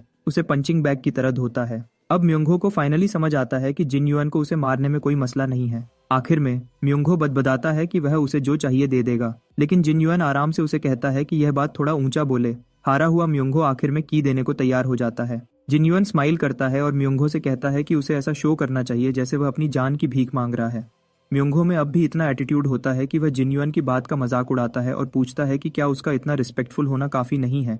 वह जल्द ही पछताता है जब जिन्युन उसे दीवार में दे मारता है और वह सोचने पर मजबूर हो जाता है कि क्या वह पागल हो गया है। जैसे ही युग ब्रदर्स म्योंगहो को देखते हैं, वे तुरंत उससे पूछते हैं कि क्या वह हार गया है। म्योंगहो के पास और कोई ऑप्शन नहीं बचा था, इसलिए वह मान जाता है कि वह हार गया है और अब से युग ब्रदर्स जिन्युन की सेवा करेंगे। यह सब देखकर म्योंगहो की शक्ल बिल्कुल रोने वाली हो जाती है। थोड़ी देर के लिए वह एक अक्लमंद इंसान की तरह सोचता है और ब्रदर्स को जाने देता है ताकि वे युनहुआ मर्चेंट ग्रुप के साथ बेहतर जिंदगी जी सकें। लेकिन जब दोनों ब्रदर्स एक दूसरे को देखते हैं और जिन युआन की सेवा करने के लिए तैयार हो जाते हैं तो म्योंगहो का गुस्सा उनकी बेवफाई देखकर भड़क उठता है। सब कुछ तय हो जाने के बाद म्योंगहो गुस्से में बाहर निकल जाता है। गुस्से में शिकायत करता है कि वह कभी भी काले बालों वाले लोगों पर भरोसा नहीं करेगा। जैसे ही बाहर लोग नोटिस करते हैं कि युग ब्रदर्स अब उसके साथ नहीं हैं तो वे सब उसे पीटने के लिए तैयार हो जाते हैं क्योंकि उसकी सिक्योरिटी तो चली गई है। दुश्मनों के चेहरे देखकर म्योंगहो का गुस्सा भड़क उठता है क्योंकि वह अभी भी जहरीली फॉक्सी है और वह जोर से चिल्लाकर उन्हें यह याद दिलाता है उसमें अभी इतनी एनर्जी बाकी है कि वह उन्हें चैलेंज करता है कि वे उसे आकर पीटें। लोग उसका चैलेंज एक्सेप्ट कर लेते हैं। सारे हथियार हाथ में पकड़े हुए वे उसे पीटने के लिए रेडी होते हैं। अपनी बुरी किस्मत को कोसते हुए म्योंगहो अब उन लोगों से पिटने के लिए तैयार खड़ा होता है जो उसकी तरफ जंगली जानवरों की तरह झपटने वाले होते हैं। इससे पहले कि कोई उस तक पहुंच पाता जिन युआन उसे बचाने के लिए आगे बढ़ जाता है। जिन युआन उन लोगों को ताना मारता है कि जब म्योंगहो स्ट्रांग था तब किसी में उसके पास आने की हिम्मत नहीं थी, लेकिन अब जब वह वीक है तो अब सारे उसे मारने के लिए रेडी हैं। वह उन्हें ऑर्डर देता है कि म्योंगहो से तभी फाइट करें जब वह दोबारा लड़ने के काबिल हो जाए। फिर वह युग ब्रदर्स को वहां से हर कीमती चीज कलेक्ट करने का ऑर्डर देता है। जब वे उसके ऑर्डर्स को फॉलो करने लगते हैं म्योंगहो हर बंदे और हर एक चीज को गालियां देने लग जाता है और जिन युआन को भी नहीं छोड़ता। जब वे उसके घर के सामने पहुंचते हैं युग ब्रदर्स जिन युआन को अपने पुराने मास्टर को बचाने के लिए थैंक्स कहते हैं। यह सुनकर वह एक पल के लिए शॉक्ड हो जाता है। उन दोनों को देखकर उसे याद आता है कि कुछ लोग कहते हैं कि उन्होंने म्योंगहो को गुलाम के रूप में बेच दिया था और कुछ कहते हैं कि वे डर के मारे उसके पीछे चले गए। लेकिन म्योंगहो के लिए उनकी फिक्र देखकर जिन युआन अपने आप में हल्का सा स्माइल करता है, यह समझकर कि असली ह्यूमन नेचर को समझना इतना आसान नहीं जितना दिखता है। इस सब के दौरान एक पिलर के पीछे से कोई चुपके से उन्हें देख रहा होता है, ये कंफर्म करने के लिए कि जिन युआन वहां सचमुच है। अब प्रेजेंट में चीजें वापस अपनी जगह पर आ रही होती हैं, लेकिन जायोन इस सबसे खुश नहीं है। वह भड़बड़ाता है कि जब से उसका बड़ा भाई वापस आया है उसका एक दिन भी शांति से नहीं गुजरा। उसे वह दिन याद आता है जब जिन युआन अचानक गैम्बलिंग हाउस से युग ब्रदर्स के साथ बहुत से पैसे और कीमती ज्वेलरी लेकर आया था। सब लोग यह देखकर शॉक्ड रह गए थे। यह सोचकर उसका गुस्सा और भड़क जाता है। अगले ही पल वह एक कार्ट को अंदर आते देखता है जिसमें नए सप्लाईज आते हैं। हेचवायोंग उन्हें ध्यान से चेक करता है और अपने सर्वेंट्स को बोलता है कि सब कुछ ध्यान से ले जाएं और कार्ट को वहीं छोड़ जाएं, ये बताते हुए कि ये चीजें काफी कीमती हैं। ये देखकर जायोन को कार्ट में पड़े सप्लाईज के बारे में क्यूरियोसिटी होने लगती है। जब वह कार्ट में 100 साला ट्यूबर फ्लीस फ्लावर को देखता है तो उसकी आंखें चमक उठती हैं। ये फ्लावर इतना रेयर है कि लोग पूरे पूरे दिन सिर्फ एक फ्लावर के लिए लाइन में लगे रहते हैं। वह सोचता है कि यह उसके ऑर्डर पर ही आया होगा। उसी वक्त उनके फादर भी बाहर निकल आते हैं। ह्वायोंग जल्दी से उसके पास जाता है, उसे याद दिलाता है कि उनकी ऐसी कंडीशन में बाहर निकलना ठीक नहीं है। लेकिन जायोन को यह जानने में ज्यादा इंटरेस्ट है कि उसके बाप ने इतना सारा एलिक्सर किसके लिए मंगवाया था। उसे याद आता है कि जिन युआन को सिर्फ एक एलिक्सर की जरूरत थी, तो वह उम्मीद करता है कि शायद उसे भी एक मिल जाए। लेकिन जब उसे पता चलता है कि यह सारा एलिक्सर जिन युआन के लिए है तो उसका चेहरा सफेद पड़ जाता है। उनका बाप समझाता है कि यू यंग क्लैन के साथ जो हुआ उसके बाद वे एक एलिक्सर पर भरोसा नहीं कर सकते। वैसे भी ये इतनी बड़ी बात नहीं है, उन्होंने पहले ही यू यंग क्लैन और लिटिल डेटी सेक्ट पर बहुत सा पैसा वेस्ट किया है। तो सोच समझकर वह अपने लोकल ब्रांच ऑफिसेज के हेड्स और एलिक्सर इंडस्ट्री के कुछ बड़े लोगों को लेटर्स भेजता है और उनसे हाई क्वालिटी एलिक्सर सप्लाईज के लिए रिक्वेस्ट करता है। वे हेल्प करने के लिए मान जाते हैं क्योंकि उनके बिजनेसेस एक दूसरे से कनेक्टेड हैं और एक के लॉस से दूसरे को भी नुकसान होता है। इसके साथ हान जिन युआन के फैसले को सपोर्ट करता है और उस पर भरोसा करता है कि वह एक ग्रेट मार्शल आर्टिस्ट बनेगा। सायोंग मन उसके सपोर्ट से खुश होता है।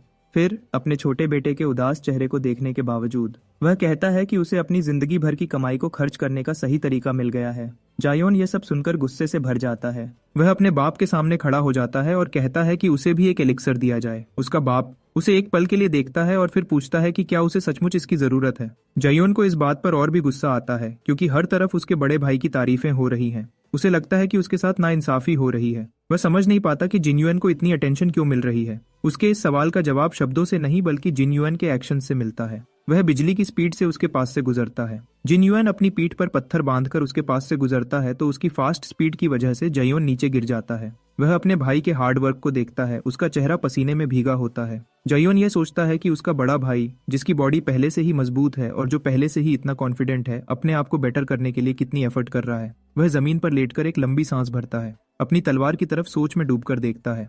थोड़ी देर बाद वह अपने भाई की इतनी हार्ड ट्रेनिंग से इंस्पायर होकर जायोन एक ट्रेनिंग डमी पर अपनी सोर्ड आर्ट की प्रैक्टिस शुरू करता है। उसे याद आता है कि जिन युआन ने यू यंग हू के खिलाफ ऑफिशियल फाइट में कौन सा मूव इस्तेमाल किया था। कुछ देर ट्रेनिंग करने के बाद वह थककर गिव अप कर देता है। वह यह सोच सोचकर परेशान होता है कि आखिर जिन युआन ने वहां कौन सी स्किल इस्तेमाल की थी और मन ही मन उसे गाली देता है। अभी वह यह सोच ही रहा होता है कि जिन युआन अचानक उसके सामने आ जाता है और अपने बेचारे छोटे भाई को डरा देता है। घबराते हुए जायोन उसकी ट्रेनिंग के बारे में पूछता है। जिन युआन बताता है कि उसकी ट्रेनिंग खत्म हो गई है। जिन युआन ये देख चुका होता है कि उसका भाई क्या कर रहा था। वह अपनी तलवार उसे देता है और कहता है कि यू यंग हू के खिलाफ उसका किया गया मूव दोबारा देखे, साथ ही उसके भाई के स्किल्स की तारीफ भी करता है। शर्मिंदा होकर जायोन को एहसास होता है कि उसका भाई उसकी ट्रेनिंग देख रहा था। तलवार लेते हुए जायोन उठ खड़ा होता है और पूरे जोश के साथ डमी पर अटैक करता है। उसे अपने मूव पर घमंड होता है, लेकिन उसका कॉन्फिडेंस तुरंत टूट जाता है जब जिन युआन उसके मूव को बेकार कहता है। जायोन अब अपने भाई की तीखी जुबान से चिढ़कर उस पर ही झपट पड़ता है, लेकिन अगले ही पल जिन युआन का पंच उसकी तरफ आता है। वह उसे लगने ही वाला होता है कि जायोन आखिरी सेकंड में अपनी तलवार से उसे रोक देता है। फिर जिन युआन बताता है कि उसने कैसे यू यंग हू को तकरीबन बेहोश कर दिया था। फासला कम करके उसने यू यंग हू को बिल्कुल बेबस कर दिया, जिससे वह सिर्फ खुद को डिफेंड ही कर पाया। वह यह सब अपने छोटे भाई को पीटते हुए कह रहा होता है। जायोन उसे समझाने की कोशिश करता है कि वह लड़ने की बजाय बैठकर बात करते हैं, लेकिन जिन युआन, जो अपने भाई को ट्रेन करने के फुल मूड में है, उसकी एक भी नहीं सुनता। कोई चारा न देखकर जायोन फिर से अपनी तलवार पकड़ता है और उसके साथ ट्रेनिंग करने का फैसला करता है। जब वह अटैक के लिए आगे बढ़ता है तो जिन युआन गोस्ट की तरह वहां से गायब हो जाता है। ये देखकर जायोन शॉक्ड रह जाता है और एक पल बाद जिन युआन उसके पीछे से अचानक वार करता है, ये कहते हुए कि नॉर्मल लोग अपनी असली पावर तभी दिखाते हैं जब वे डरे हुए होते हैं। यह कहते हुए वह अपने हाथ को पंच मारने के लिए रेडी करता है, लेकिन जायोन को छूने से पहले ही रुक जाता है। डर के मारे जायोन वापस जमीन पर गिर जाता है। उसे लगता है कि शायद उसकी जान चली जाएगी।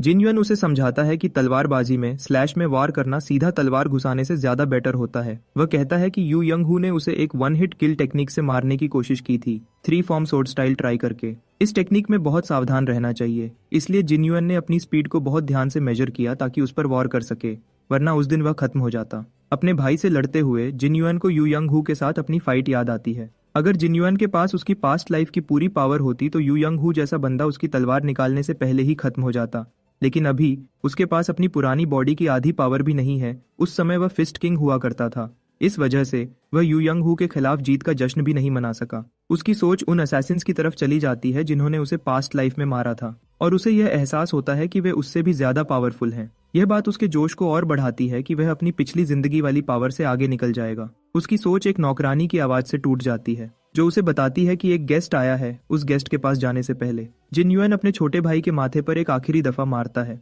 कहीं और एक ग्रुप में लोग जिन युआन के बारे में फैली अफवाहों के बारे में बातें कर रहे होते हैं, कहते हुए कि उस जैसा घटिया इंसान भी मार्शल आर्टिस्ट हो सकता है। ग्यू उंग, जो इस कहानी पर बिल्कुल यकीन नहीं करता, वह कहता है कि कल रात उसने जिन युआन को नशे में गैम्बलिंग हाउस जाते देखा था। वहां उसने जिन युआन को युग ब्रदर्स के साथ देखा, जो गैम्बलिंग हाउस से कीमती सामान लोड कर रहे थे। उसने तुरंत उसे पहचान लिया, लेकिन जब तक वह वॉशरूम से वापस आया, जिन युआन जा चुका था। जूजा रुआंग और सिमागुक कहते हैं कि वे खुद सच जानने यहाँ आए हैं। जब वे जिन युआन के कमरे का दरवाजा खोलते हैं तो देखते हैं कि वह युग ब्रदर्स के साथ अंदर ही है। उसकी स्ट्रॉन्ग मस्कुलर बॉडी देखकर वे जल्दी से दरवाजा बंद कर देते हैं और नौकरानी से पूछते हैं कि क्या ये सचमुच जिन युआन है या किसी मर्चेंट ग्रुप ने उसे अडॉप्ट कर लिया है।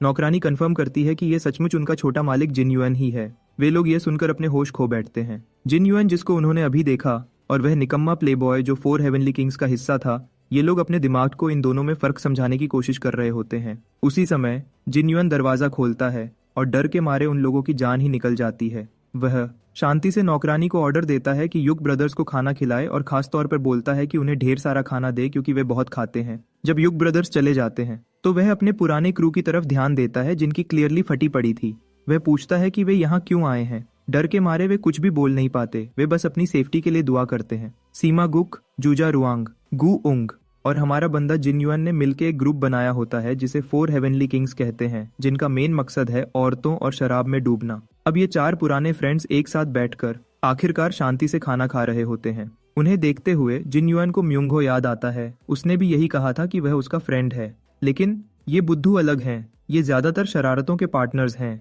इनकी दुनिया ऑलमोस्ट पूरी तरह औरतों और शराब के इर्द गिर्द घूमती है। जुरियम खामोशी तोड़ता है और जिन युआन से उसकी हालत पूछता है, जबकि गू उंग उसके मसल्स चेक करने में बिजी होता है। उन्हें यकीन नहीं होता कि जिन युआन सचमुच ट्रेनिंग कर रहा है। सीमा चुपके से उसके स्टाइल और फिजिक को ऑब्जर्व कर रहा होता है।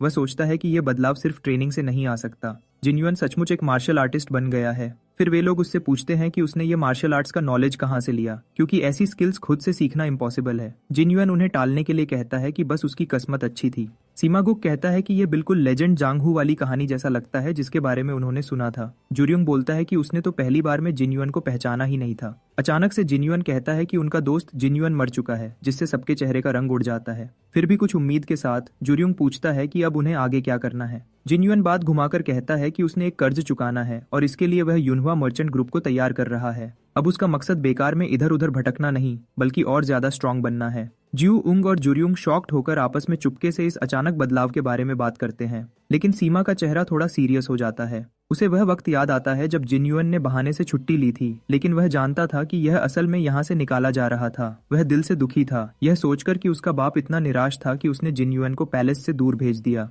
सीमा ने उस वक्त उसका हौसला बढ़ाया था, उसे तसल्ली दी थी और समय का सही फायदा उठाकर उसे खुद को बदलने के लिए मोटिवेट किया था। उस वक्त जिन युएन ने हंस के जवाब दिया था और सीमा के अलविदा बोलने से पहले खुद को बदलने का वादा किया था। वह समय याद करके सीमा दिल से अपने दोस्त को बेहतर इंसान बनने के लिए बधाई देता है। एक पल के लिए सब चुप हो जाते हैं, फिर सीमा से सहमत होते हैं और याद करते हैं जब जिन युएन चला गया था और उसके दोस्त गलत कामों में बिजी होने की वजह से उससे मिलने तक नहीं आए थे। उन्हें ऐसे लड़ते देख जिन युएन धीरे से स्माइल करता है। उसे एहसास होता है कि ये केयरलेस बुद्धू ही उसके असली दोस्त हैं। अपने दोस्तों के लिए शराब डालते हुए वह उनसे पूछता है कि अब जबकि वह बदल चुका है तो उनके चेंज होने के क्या प्लान्स हैं। इस पर सब नर्वस होकर बोलते हैं कि वे बदलने वाले नहीं हैं।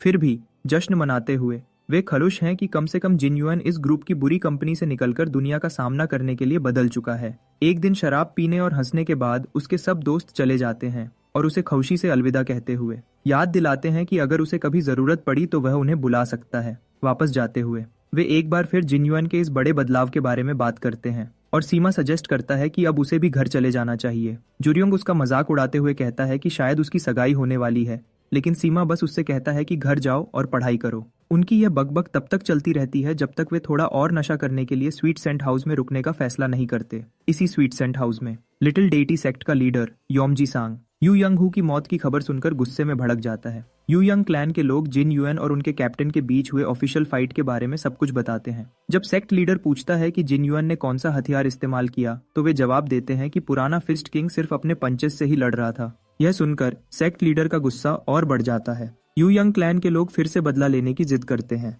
लेकिन सेक्ट लीडर उन्हें याद दिलाता है कि एक ऐसी फाइट का बदला नहीं लिया जा सकता जो दोनों प्लेयर्स की मर्जी से खेली गई हो। यू यंग क्लैन का एक मेंबर शोर डालता है और कहता है कि सेक्ट लीडर और यू यंग हू दोस्त थे और उसे इस दोस्ती का सम्मान करना चाहिए। योमजी संग का गुस्सा भड़क उठता है और वह चिल्लाते हुए कहता है कि एक मरे हुए आदमी से उसका कोई लेना देना नहीं है। फिर वह उन्हें ऑर्डर देता है कि लाश को वहां से ले जाओ और अपने बंदों से इस परेशानी के लिए माफी मांगने को कहता है। इसके बाद योमजी संग के सामने एक और मसला खड़ा हो जाता है, क्योंकि युनहुआ मर्चेंट ग्रुप ने टैक्स देने से मना कर दिया है। यू यंग हू के बिना, जो उनका सबसे शक्तिशाली बंदा था, उन्होंने युनहुआ ग्रुप पर अपना दबदबा खो दिया है। उसका एक बंदा उसे याद दिलाता है कि टैक्स न देने का मतलब है कि वे अब सेक्ट की अथॉरिटी को नहीं मानते।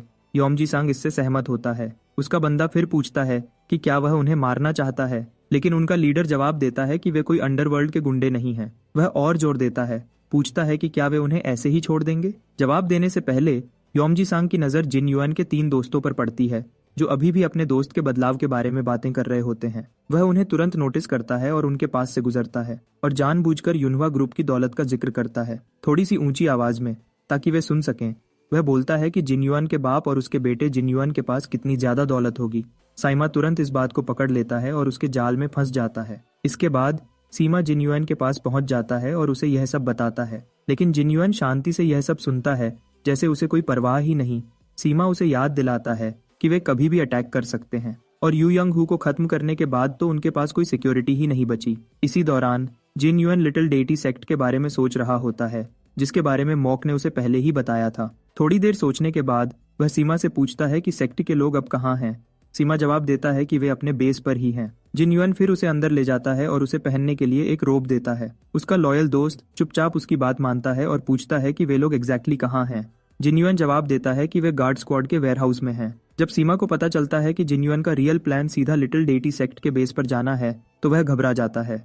वह जिन युएन को याद दिलाता है कि वे सिर्फ 2 लोग हैं, जबकि वहां पूरा ग्रुप होगा और उनके पास कोई सॉलिड प्लान भी नहीं है। अपना हथियार निकालते हुए जिन युएन अपने दोस्त को क्लियर करता है कि यही प्लान है। फिर चूरी को हल्के से सीमा के गले पर रखकर वह उसे धमकाते हुए रास्ता दिखाने का ऑर्डर देता है। बेचारा सीमा मजबूरन उसे लिटिल डेटी सेक्ट के बेस तक ले जाता है, जहां दरवाजे पर ढेर सारे गार्ड पहरा दे रहे होते हैं। आखिर में एंट्रेंस पर सीमा उसे याद दिलाता है कि वह लड़ाई में बिल्कुल बेकार है। वह शांति से अपने दोस्त को यहाँ से जाने का कहता है क्योंकि वह अकेला अंदर जाएगा। साइमा इस बात से थोड़ा नाराज होता है और उसे एक बार फिर खतरे के बारे में चेतावनी देता है कि वहाँ 100 गार्ड्स होंगे। लेकिन जिन्युइन दरवाजा धड़ाम से खोलता है और वह ऐलान करता है कि वह वही करेगा जो उसने अपनी पिछली जिंदगी में किया था। डैन वूसंग के रूप में भी हमारे हीरो का एक सिंपल सा रूल था, कभी भी लड़ाई से पीछे नहीं हटना। न तब जब वह एक अनाथ था और जांघू की दुनिया में लड़खड़ा रहा था, और ना ही तब जब वह फिस्ट किंग के रूप में हुकूमत कर रहा था। अब भी वह पीछे हटने को तैयार नहीं, खासकर जब बात उसके लड़ाई के जुनून की हो। जैसे ही सब देखते हैं कि दरवाजा खुला, सब उसकी तरफ घूरने लगते हैं, लेकिन जिन्युइन बिना डर के अंदर चल पड़ता है और उनके लीडर को बुलाता है। एक गार्ड इस घुसपैठिए की हिम्मत देखकर गुस्से में उसे पीटने के लिए आगे बढ़ता है, लेकिन जिन्युइन उससे भी तेजी से उसकी गर्दन पकड़ लेता है और एक ही झटके में उसे जमीन पर पटक देता है। गार्ड उसे चेतावनी देते हैं कि वह उनके अड्डे में खड़ा है। लड़ाई बढ़ने से पहले सेक्ट लीडर खुद शोर सुनकर वहां आ जाता है और उससे पूछता है कि वह कौन है। जिन्युइन शांति से कहता है कि वह एक असैसिन है। सेक्ट लीडर को यह बात सुनकर मजा आता है, क्योंकि उसने अपनी जिंदगी में कभी भी किसी असैसिन को इतनी बेशर्मी से अंदर घुसते नहीं देखा था। फिर उसकी नजर जिन्युइन के जख्मी हाथ पर पड़ती है और उसे यू यंग क्लैन के एक बंदे के साथ हुई बात याद आती है। एक पल में उसे समझ आ जाता है कि उसके सामने कौन खड़ा है। जिन्युइन जवाब देता है कि शायद वह जिन्युइन ही है। इससे सेक्ट लीडर का चेहरा खुशी से खिल उठता है, क्योंकि उसने सोचा भी नहीं था कि जिन्युइन जैसा कोई उसके इलाके में इस तरह घुसते आएगा, लेकिन यह उसके लिए काम आसान कर देता है। वह इस मौके का पूरा फायदा उठाना चाहता है। बिना किसी झिझक के वह अपने गार्ड्स को उसे पकड़ने का ऑर्डर देता है। इसी दौरान हमारा हीरो याद करता है कि वह पिछली जिंदगी में आखिरी बार कब इतने सारे दुश्मनों से एक साथ लड़ा था। लड़ाई शुरू हो जाती है। उसे पता होता है कि उसकी अब की बॉडी पहले जैसी पावरफुल नहीं है, लेकिन इसका ये मतलब नहीं कि वह लड़ाई का मजा नहीं ले सकता। हर वार के साथ वह गार्ड्स को इधर उधर फेंकता है, एक के बाद एक गार्ड को जोर से पटकता है। अपने साथियों को सिर्फ पंचेस से इतनी मार खाते देखकर कुछ गार्ड्स डर के मारे पीछे हट जाते हैं। फिर अचानक वह एक पल के लिए रुक जाता है, जब एक तीर उसके गाल को छेदता हुआ निकल जाता है। एक स्माइल के साथ मुड़ते हुए वह सेक्ट लीडर का मजाक उड़ाता है कि वह अपना फ्लैशी हथियार दिखा रहा है। सेक्ट लीडर मानता है कि यह तलवार सचमुच महंगी है और वह इसे कभी कभी ही यूज करता है, लेकिन इस पावरफुल इंट्रूडर के लिए वह एक्सेप्शन बनाने को तैयार है। फिर सेक्ट लीडर के ऑर्डर पर जिन्युइन के पैरों के पास वाले गार्ड्स उसे जकड़ लेते हैं, जबकि छत पर और 10 लोग अपने लोडेड क्रॉसबोज के साथ उस पर निशाना लगाए खड़े होते हैं और वे लोग अपने बोगन्स के साथ उस पर तीर छोड़ने के लिए रेडी हो जाते हैं। हमारा बंदा दिल ही दिल में सोचता है कि यह सेक्ट लीडर अपने आदमियों के साथ मिलके भी उसे हरा नहीं सकता, लेकिन अचानक उसे सीमा की आवाज सुनाई देती है, जो उसे ही पुकार रहा होता है, और उसके साथ ही एक चूरी उसकी तरफ उड़ती हुई आती है। जिन्युइन उसे हवा में ही पकड़ लेता है और एक ही मूव में सारे आने वाले तीरों को रोक देता है। उसकी इस रोकने की शक्ति से गार्ड्स की उस पर पकड़ भी ढीली हो जाती है। सेक्ट लीडर यह सब देखकर शॉक्ड रह जाता है। जिन्युइन अपने लॉयल दोस्त को थम्स अप देता है, फिर वापस लड़ाई की तरफ मुड़ता है। वह चूरी को सेक्ट लीडर की तरफ फेंकता है। चूरी उस सेक्ट लीडर की गर्दन के पास से गुजर जाती है। गुस्से भरी आवाज में वह कहता है कि सेक्ट लीडर ही एक ऐसा शख्स है जिसके लिए वह अपने पंचेस की जगह चाकू यूज करने को तैयार है। अब हेल्पलेस होकर सेक्ट लीडर अपने बंदों को उसे मारने का ऑर्डर देता है, लेकिन उसके रिएक्ट करने से पहले ही जिन्युइन उस पर चढ़ जाता है। अपने हाथ तैयार करके वह डरपोक लीडर अपनी लवर को ह्यूमन शील्ड बनाने में देर नहीं करता। एक फास्ट कंट्रोल्ड स्ट्राइक में जिन्युइन उस आदमी को पंच मार देता है और साथ ही साथ उस औरत को सेफ तरफ खींच लेता है। वह उसे जल्दी से भागने को कहता है, फिर अपनी नजर वापस सेक्ट लीडर पर डालता है, जो अब एक कोने में अड़े जानवर की तरह डर रहा होता है। जिन्युइन के हर दुश्मन की तरह यह आदमी भी समझ जाता है कि यह यूनहुआ मर्चेंट ग्रुप का वो नालायक वारिस नहीं हो सकता। सिर्फ एक प्रोफेशनल मार्शल आर्टिस्ट ही ऐसे लड़ सकता है। अपनी जान बचाने के लिए सेक्ट लीडर जिन्युइन को ढेर सारा पैसा ऑफर करता है, लेकिन वह अपनी बात पूरी भी नहीं कर पाता कि हमारा जिन्युइन उसे एक जोरदार पंच मार के जमीन पर गिरा देता है। सीरियस एक्सप्रेशंस के साथ जिन्युइन कहता है कि उसे ऐसे शख्स के पैसे नहीं चाहिए जिसके लिए पैसे की कीमत इंसानी जिंदगी से ज्यादा है। उसे पूरी तरह पीटने के बाद वह उसकी जान ले लेता है। जिन्युइन को उस गंदे आदमी का खून देखकर घिन आती है। ये प्रॉब्लम सॉल्व होने के बाद जिन्युइन अपने दोस्त और सेक्ट लीडर की लवर के साथ वहां से निकल जाता है। सीमा ऑफर करता है कि वह औरत को सेफ जगह तक छोड़ देगा और जिन्युइन इस बात से अग्री करता है। फिर वो दोनों अलग हो जाते हैं। जब वो साथ चल रहे होते हैं, वह औरत तुरंत ही सीमा को पहचान लेती है। वह यह सुनकर एम्बैरेस्ड हो जाता है जब औरत उसे बताती है कि उसने उसे कई बार स्वीट सेंट हाउस में देखा है। वह दिल से उसे थैंक्स करती है और वादा करती है कि अगली बार जब वह स्वीट सेंट हाउस आएगा तो वह उसे हाई क्वालिटी वाली शराब पिलाएगी। वह इस ऑफर को हल्के से टाल देता है, कहता है कि वह दोबारा उस जगह नहीं जाएगा। वह औरत उसे इस बदलाव पर धीरे से स्माइल करती है। अपने दोस्त की तरफ देखते हुए वह कहता है कि वह खुद को पूरी तरह बदलने के लिए रेडी है। वह जिन युआन के बदलाव से बहुत इंस्पायर होता है, जबकि जिन युआन खुद ब्रेकफास्ट के बारे में सोचने लगता है। अपने रूम में फ्रेश होने के बाद जिन युआन युग ब्रदर्स के साथ ब्रेकफास्ट के लिए बैठता है। वह उन्हें जी भर के खाने को कहता है। उसकी इस काइंडनेस से खुश होकर वे पूछते हैं कि क्या वे दिन में 7 बार खा सकते हैं। जिन युआन बिना सोचे ही हाँ कह देता है। फिर वे जिन युआन के चेहरे पर लगी चोट देखकर पूछते हैं कि कल रात क्या हुआ था। यह सवाल उसे उस घटना की याद दिला देता है जिसने उसे सचमुच अंदर तक हिला दिया था। ये ऐसी चीज नहीं थी जो उसकी पुरानी जिंदगी में उसे परेशान करती, लेकिन यह सब उसे एहसास दिलाता है कि उसे अपनी रोज की ट्रेनिंग से आगे बढ़ना होगा। उसे अपने आप को और पावरफुल बनाना होगा, डिमोनिक फैक्शन से बदला लेने और युनहुआ मर्चेंट ग्रुप को स्ट्रॉन्ग करने के लिए। इसी वक्त उसे न्यूज मिलती है कि एक पार्सल आया है। उसे खोलते ही अंदर एक लेटर मिलता है। उस बॉक्स में गुओंग का लेटर होता है। लेटर में गुओंग मजाक में उसके स्ट्रॉन्ग होने की तारीफ कर रहा होता है, लेकिन यह भी लिखा होता है कि उसने कल रात सिर्फ एक ही ड्रिंक पिया। असल में गुओंग अपने बाप के कहने पर कुछ डिलीवर करने गया था, लेकिन भूल गया, तो अब उसने यह भेजा है। वह जिन युआन को गुड बाय कहते हुए लेटर एंड करता है और उसे याद दिलाता है कि उसे अपने इस बदमाश ग्रुप के लिए और स्ट्रॉन्ग बनना है। जब जिन युआन गिफ्ट बॉक्स खोलता है तो उसे कई 100 साल पुरानी ट्यूबर फ्लीस फ्लावर की रूट्स मिलती है। उसे जब पता चलता है कि ये हर्ब्स 500 साल पुराने हैं तो वह शॉक्ड हो जाता है। इसका मतलब है कि ये हर्ब्स उसकी लाइटनिंग 10 फेज आर्ट को 5th फेज तक ले जा सकती है। फिर वह एक और पाउच चेक करता है जिसमें एक बॉक्स होता है। उसके अंदर उसे टाइहो मर्चेंट ग्रुप का एक लेटर मिलता है जो उसके बाप के नाम दोस्ती के गिफ्ट के रूप में भेजा गया है। वह समझ जाता है कि उसके बाप ने जरूर अपने कनेक्शंस का इस्तेमाल करके टाइहो मर्चेंट ग्रुप से यह कीमती चीजें मंगवाई होंगी, जो सेंट्रल प्लेन्स के सबसे अमीर ग्रुप्स में से एक है। जब वह बॉक्स खोलता है तो उसकी आंखें एज्यूरेट एसेंस देखकर खुली की खुली रह जाती हैं, जो मार्शल आर्टिस्ट के लिए एक ट्रेजर से कम नहीं। ये लेजेंडरी नेचुरल वाइनबेरी, मून फ्लावर और 81,000 साला स्नो गिनसिंग की बाद सेकंड नंबर पर है। ये एलिक्सर इतना रेयर है कि मार्शल आर्टिस्ट इसके लिए जान भी दे सकते हैं। जब वह इसकी खुशबू सूंघता है तो उसे यकीन हो जाता है कि यह सचमुच एज्यूरेट एसेंस है, क्योंकि उसने पिछली जिंदगी में इसकी कुछ ड्रॉप्स चख रखी हैं। उसे समझ नहीं आता कि उसके फादर को यह एसेंस मिला कैसे। फिर बिना किसी झिझक के वह दोनों युग ब्रदर्स को एक एक ट्यूबर फ्लीस फ्लावर रूट फेंकता है और उन्हें ऑर्डर देता है कि जब तक वह अपनी एनर्जी सर्कुलेट करता है वे उसके रूम के बाहर पहरा दें। वह यह भी कहता है कि जब वह कमरे से बाहर आए तो वे ये रूट्स खा लें। एक युग ब्रदर अपने हाथ में रूट को क्यूरियोसिटी से देखता है। जिन युआन समझाता है कि यह चीज उन्हें और स्ट्रांग बनाएगी, लेकिन चेतावनी देता है कि इसे खो न दें क्योंकि यह बहुत कीमती है। एक ब्रदर यह सुनकर शॉक्ड हो जाता है, फिर बताता है कि उसके बाप ने ऐसे ही बहुत सारे एलिक्सर्स खरीदे थे सिर्फ जिन युआन के लिए। जिन युआन आह भर के सोचता है कि यह सब पैसे का खेल है। एलिक्सर खाकर जिन युआन अपने कमरे में क्रॉस लेगेड बैठता है, 2 घंटे तक मेडिटेशन करता है और एनर्जी जमा करता है। टेस्ट काफी कड़वा है, लेकिन वह सोचता है कि यह भी तो मार्शल आर्ट्स जैसा है, दर्द भरा लेकिन रिवॉर्डिंग। जल्दी ही उसे अपने कोर में एलिक्सर से आती हुई गर्मी महसूस होती है और वह शांति महसूस करता है कि उसने इस नई बॉडी को ट्रेनिंग के लिए पहले से प्रिपेयर किया था। लेकिन अचानक एक जलने वाला दर्द उसकी बॉडी के हर हिस्से में दौड़ जाता है। वह इस दर्द को दबाने की कोशिश करता है, लेकिन यह और भी जानलेवा हो जाता है। दांत पीसकर वह डिसाइड करता है कि इसका सामना हर हाल में करना है। अपनी सारी एनर्जी जमा करके उसे कंट्रोल करने की कोशिश करता है। कई दर्द भरे सेकंड्स के बाद आखिरकार जब दर्द धीरे धीरे कम होने लगता है तो वह चैन का सांस लेता है और उसका कोर कूल डाउन होने लगता है। फिर वह अपनी लाइटनिंग आर्ट का इस्तेमाल करता है। उसके चेहरे पर एक प्राउड स्माइल आती है जब उसे पता चलता है कि वह 5th फेज तक पहुंच गया है। अपनी बॉडी को देखते हुए उसे शराब की बदबू आती है, जो उसके पुराने मालिक के शराबीपन का रिजल्ट है। स्माइल करते हुए वह पुराने जिन युआन को अलविदा कहता है।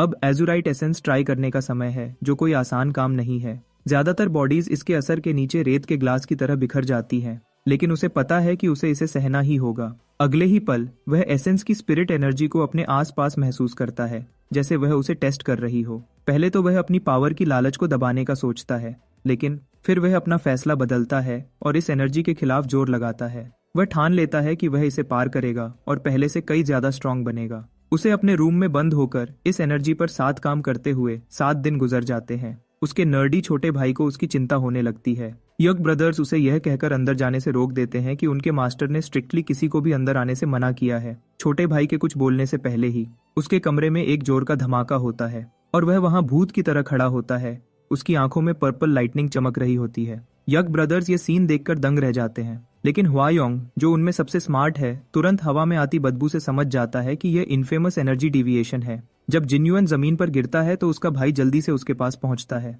यग ब्रदर्स उसे जगाने की बहुत कोशिश करते हैं। हुआयोंग डर और घबराहट में अपने बड़े भाई के पास जाता है जो उसी डरावने एक्सप्रेशन के साथ अपना सिर उठाता है। जिन युआन उठता है और अपने भाई को देखता है। उसकी शक्ल से वह एक बदला लेने वाला भूत लगता है। वह आगे चलने लगता है।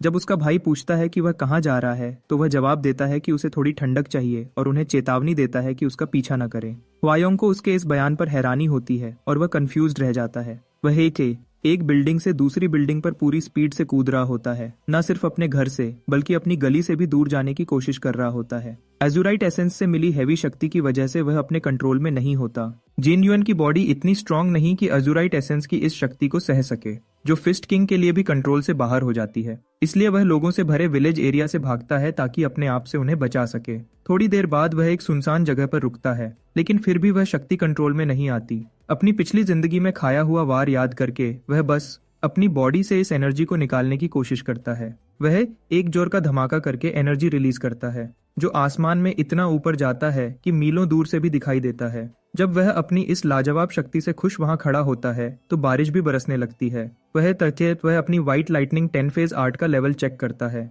वह स्माइल करता है जब उसे पता चलता है कि वह इस एनर्जी की वजह से 8th लेवल पर पहुंच चुका है। जब वह शहर वापस आता है तो उसके कपड़े उसकी रिलीज की हुई एनर्जी की वजह से फटे हुए होते हैं। लोगों की घूरती हुई नजरों को नोटिस करते हुए वह कुछ नए कपड़े खरीदता है। जब वह दुकानदार से कपड़ों की कीमत पूछता है तो वह पैसे लेने से इनकार कर देता है। वह जो है जिन युआन को पहचान लेता है कि यह वही है जिसने यू यंग क्लैन और लिटिल डेटी सेक्ट जैसे बदमाश ग्रुप्स को हरा दिया और बाकी गुंडों को भगा दिया। वह अपने बच्चों की तरफ इशारा करता है और कहता है कि अब यह लोग भी यहाँ आराम से आ सकते हैं। यह उनकी तरफ से शुक्रिया है। बच्चे उसे एक छाता देते हैं और वह मुस्कुराते हुए उनका थैंक यू एक्सेप्ट करता है। बाहर वह आसपास के लोगों के शांति भरे चेहरों को देखता है और समझता है कि दुकानदार सही था।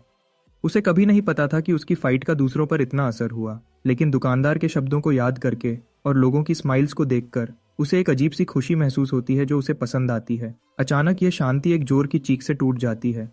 वह आगे देखता है और कुछ लोगों को म्योंग हो का पीछा करते हुए देखता है। उसका पुराना दोस्त तुरंत उसे मुस्कुराते हुए मिलता है। अपने दुश्मन की तरफ देखते हुए वह मजाक में कहता है कि उसकी जिंदगी कितनी बिजी है। इसी दौरान मो यंग क्लैन के पैलेस में एम्परर असेंबली एक मीटिंग रखता है। डाको क्लैन का लीडर डाको मायंग बात शुरू करता है, जो मयंग बिन की तारीफ करता है कि उसने एम्परर असेंबली के सारे लीडर्स को इकट्ठा किया। मयंग बिन इस शुक्रिया को हल्के से टाल देता है और यू यंग क्लैन के लीडर यू यंग सींग के पास जाता है यू यंग हू की मौत के बारे में बात करने, जो हमारे हीरो के हाथों हुई। यू यंग लीडर यह सुनकर काफी एम्बैरेस्ड होता है, खासकर जब मा यंग बिन जिक्र करता है कि यू यंग हू एक प्रो मार्शल आर्टिस्ट था जो अक्सर यूनवा मर्चेंट ग्रुप के साथ उलझ जाता था। अब एम्परर असेंबली का हेड और नामगोंग क्लैन का लीडर उस पर हंस रहे होते हैं। यू यंग हू, जो एक समय पर सबसे स्ट्रॉन्ग मार्शल आर्टिस्ट में से एक था, उसके बारे में वे यह सोचने भी नहीं सकते थे कि वह एक यूनवा मर्चेंट ग्रुप के बंदे से हार गया। यू यंग क्लैन का लीडर उन्हें यकीन दिलाने की कोशिश करता है कि यू यंग हू को पहले ही क्लैन से निकाल दिया गया था, और साथ ही गुस्से में कहता है कि वह जिन युआन को सबक सिखाएगा ताकि वह उसके क्लैन की शक्ति को माने। इधर जिन युआन और उसके सेल्फिश दोस्त के पीछे खतरनाक गुंडों का ग्रुप पड़ा होता है। वे लोग मांग करते हैं कि जिन युआन म्योंग हो को उनके हवाले कर दे। जिन युआन को डाउनटाउन डिस्ट्रिक्ट के बेनाम किंग्स के बारे में बताते हुए म्योंग हो बताता है कि इन लोगों ने उसकी ऑक्शन बिजनेस के लिए रखी हुई बुक्स चुरा ली थी। फिर वह अपने पुराने दोस्त से उसके हाथों की हालत के बारे में पूछता है। अपने जख्मी हाथ दिखाते हुए म्योंग हो जोक करता है कि वह उनकी आवाज भी सुन सकता है। यह देखकर जिन युआन अंडरवर्ल्ड के गुंडों की तरफ मुड़ता है और उनसे कहता है कि म्योंग हो के हाथ ठीक होने के बाद उसे वापस कर दें। सब लोग जिन युआन की यह बात सुनकर उसके कॉन्फिडेंस पर हंसने लगते हैं कि वह उन गुंडों से इतनी शांति से बात कर रहा है। लेकिन जब जिन युआन उनकी इस फालतू बात का कोई जवाब नहीं देता तो उन्हें एहसास होता है कि यह कोई आम बंदा नहीं है, उसमें एक हीरो जैसा ऑरा है। फिर भी वे गुस्से में आकर उसे पीटने का फैसला करते हैं। एक गुंडा बाकी सबको रोकता है और आगे आता है। वह जिन युआन से पूछता है कि क्या उसे सचमुच उनकी असली पहचान का पता है। अगले ही पल वह उसे धमकाने वाला होता है, लेकिन उसे अपनी बात पूरी करने का मौका नहीं मिलता क्योंकि जिन युआन का एक जोरदार पंच उसे दूर दीवार में पटक देता है। सब लोग यह देखकर दंग रह जाते हैं। उनके चेहरों की परवाह न करते हुए जिन युआन शांति से उन्हें कहता है कि यहाँ से भागो क्योंकि उसे कुछ खाना है, वरना भूख की वजह से वह उन्हें मार डालेगा। बेहतर है वे किसी और दिन आए। वह यह भी कहता है कि वह या म्योंग हो बाद में एक दूसरे को फाइट के लिए ढूंढ लेंगे। आखिरकार डरपोक गुंडों का गैंग समझ जाता है और फिलहाल के लिए गुड बाय कहता है। अब म्योंग हो में थोड़ी हिम्मत आती है और वह जिन युआन से कहता है कि उसे खाने के लिए कुछ लेकर दे, स्पेशली नूडल्स। वह यह भी कहता है कि पिछली बार जब जिन युआन ने उसे पीटा था तो वह भूख से मरने वाला था और रिकवरी के लिए खाने की जरूरत पर लंबे लंबे लेक्चर्स देता है। आखिर में जिन युआन उसे चुप होने को कहता है, बोलता है कि वह इतना ड्रामा किए बिना भी मांग सकता है। फिर वे दोनों जिन प्योंग के यहाँ नूडल्स खाने चलते हैं। म्योंग हो इतना सारा खाना खाकर काफी खुश होता है, लेकिन फिर वह अपने दोस्त के खाने के तरीके में बदलाव नोटिस करता है। जो पहले थोड़ा सा खाता था अब ऐसे खा रहा है जैसे दिनों से भूखा हो। वह उसे थोड़ी देर उसके बदलाव पर लेक्चर देता है और फिर अपने दोस्त के लिए 4 बोल ऑर्डर करता है। फिर बात युग ट्विंस की तरफ मुड़ जाती है। जिनयुन म्योंगहो को बताता है कि वे दोनों ठीक हैं और अक्सर उसके घर पर ट्रेनिंग करते हैं। म्योंगहो उनकी ज्यादा खाने की आदत पर कमेंट करता है। वह कहता है कि जब वे उसके साथ होते थे तो उनके खाने पर बहुत खर्चा होता था। जिनयुन आराम से उसे याद दिलाता है कि वह बहुत अमीर है। उसका पुराना दोस्त कहता है कि जिनयुन ने तो उसके पैसे भी लूट लिए हैं। फिर बात बदल जाती है जब म्योंगहो जिनयुन के मार्शल आर्ट्स नॉलेज के सोर्स में इंटरेस्टेड हो जाता है। जिनयुन इसकी वजह पूछता है। म्योंगहो आराम से जवाब देता है कि वह अंडरवर्ल्ड के गुंडों को हराना चाहता है और मार्शल आर्ट्स उसके लिए काफी यूजफुल हो सकता है। इस सिलसिले में वह गैंग लीडर के बारे में भी बताता है जिसके पास 100 बंदे हैं। जहां भी वे लड़ते हैं बहुत सारे लोग होते हैं, लेकिन जरूरत पड़ने पर वे भाग भी जाते हैं। इस पर जिनयुन उसे खुद ट्रेनिंग देने की ऑफर करता है। म्योंगहो तुरंत हाँ बोलता है। वह प्रॉमिस करता है कि हर इंस्ट्रक्शन को सीरियसली पूरा करेगा। आखिर ऐसे ही तो वह पॉइजनस फॉक्स नहीं कहलाता। अगले ही पल जिनयुन अपने ग्रीडी एक्स फ्रेंड को शॉक कर देता है जब उसे कहता है कि वह उसके सामने झुके। म्योंगहो को काफी एम्बैरेसमेंट होती है, लेकिन फिर भी वह उसके सामने झुक जाता है। फिर वह उठते हुए कहता है कि अब तो जिनयुन को उसे सचमुच कुछ खास सिखाना पड़ेगा। अगले ही पल जिनयुन अपना छाता खोलता है और दिखाता है कि तलवार के मूव के लिए अपनी रिस्ट को कैसे घुमाना होता है। इससे म्योंगहो गुस्से में आ जाता है क्योंकि उसने अभी झुककर शिकायत की थी कि वह युनहवा मर्चेंट ग्रुप के गेट पर कूड़ा फेंकने वाला था। लेकिन अगले ही पल वही छाता उसके सिर पर लगता है। साथ ही जिनयुन उसे ऑर्डर देता है कि वह छाता एक हाथ में पकड़े और उसी तरह स्विंग करे जैसा उसने दिखाया। पहले उसे यह बोरोड छाता लाखों बार स्विंग करना होगा, तब जाकर वह उसे वापस ढूंढने आए। म्योंगहो घबरा जाता है, सोचता है कि क्या वह सचमुच इतनी बार यह स्टंट दोहरा सकता है। उसका पॉइजनस फॉक्स वाला टाइटल मजाक में लेते हुए जिनयुन उसे कहता है कि अगर वह यह नहीं कर सकता तो मार्शल आर्ट्स सीखना भूल जाए। म्योंगहो इस वार्निंग के बाद झिझकता है। हमारा हीरो अपने पुराने दोस्त को रियलिटी चेक देने का डिसाइड करता है। वह उसका कॉलर पकड़ता है और याद दिलाता है कि किसी को मारना कोई बच्चों का खेल नहीं है। यह छाता स्विंग करने वाली एक्सरसाइज उसके हाथों को ट्रेन करेगी ताकि वह एक लकड़ी की तलवार से क्रिम्सन रीपर गैंग के 10 बंदों को मार सके। लेकिन अब तक तो वह बस उनके डर से भागता ही रहा है। फिर वह सीरियस होकर कहता है कि उस जैसे डरपोक बंदे को मर ही जाना चाहिए। म्योंगहो डरते हुए जवाब देता है कि वह अभी मरना नहीं चाहता। शांति से जिनयुन उससे पूछता है कि क्या वह पॉइजनस फॉक्स के टाइटल के लायक बनना चाहता है या बस एक डरपोक चूहे की तरह रहना चाहता है। एक पल के लिए उसका पुराना फ्रेंड चुप हो जाता है। फिर आखिरकार वह उससे छाता उधार मांगता है और उसके साथ वहां से चला जाता है। म्योंगहो का बिल पे करके और अपने दोस्त को गुड बाय करने के बाद जिनयुन म्योंगहो के बारे में सोचता है और सोचता है कि क्या वह सचमुच ट्रेनिंग को सीरियसली पूरा करेगा या नहीं। उसकी सोच फिर क्रिम्सन रीपर अलायंस गैंग की तरफ मुड़ती है और वह अपने वादे के मुताबिक उन्हें ढूंढने का फैसला करता है। इसी दौरान पैशन हाउस के बेस पर उनका लीडर गुस्से में आग बबूला है। वह अपने कुछ बंदों की जान ले चुका होता है, जबकि बाकी लोग वहां होने वाले तमाशे से डर रहे होते हैं। वह उन्हें डांटता है और पूछता है कि उन्होंने म्योंगहो को क्यों जाने दिया। सब कुछ जानने के बाद गैंग लीडर सोच में पड़ जाता है, लेकिन उसे ये बात हजम नहीं होती कि एक मर्चेंट ग्रुप का लड़का उसके अंडरवर्ल्ड के गुंडों के खिलाफ खड़ा है।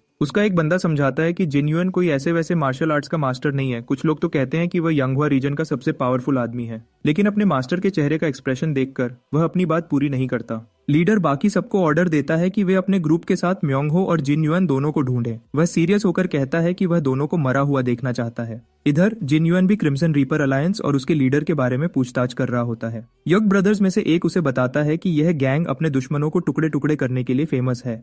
अब तक इन्होंने नोपियोस सेक्ट, हॉर्न सेक्ट जैसे कई बड़े लीडर्स को खत्म किया है। ऐसा करने के बाद वे युक्वान रीजन के छोटे ग्रुप्स को अपने साथ मिलाता है, जिससे उसका गैंग और बड़ा हो जाता है। इस वजह से युक्वान एरिया के सारे बिजनेसेस और एस्टैब्लिशमेंट्स को क्रिम्सन रीपर अलायंस को हमेशा पैसे देने पड़ते हैं, चाहे वह कैसा भी बिजनेस क्यों ना हो।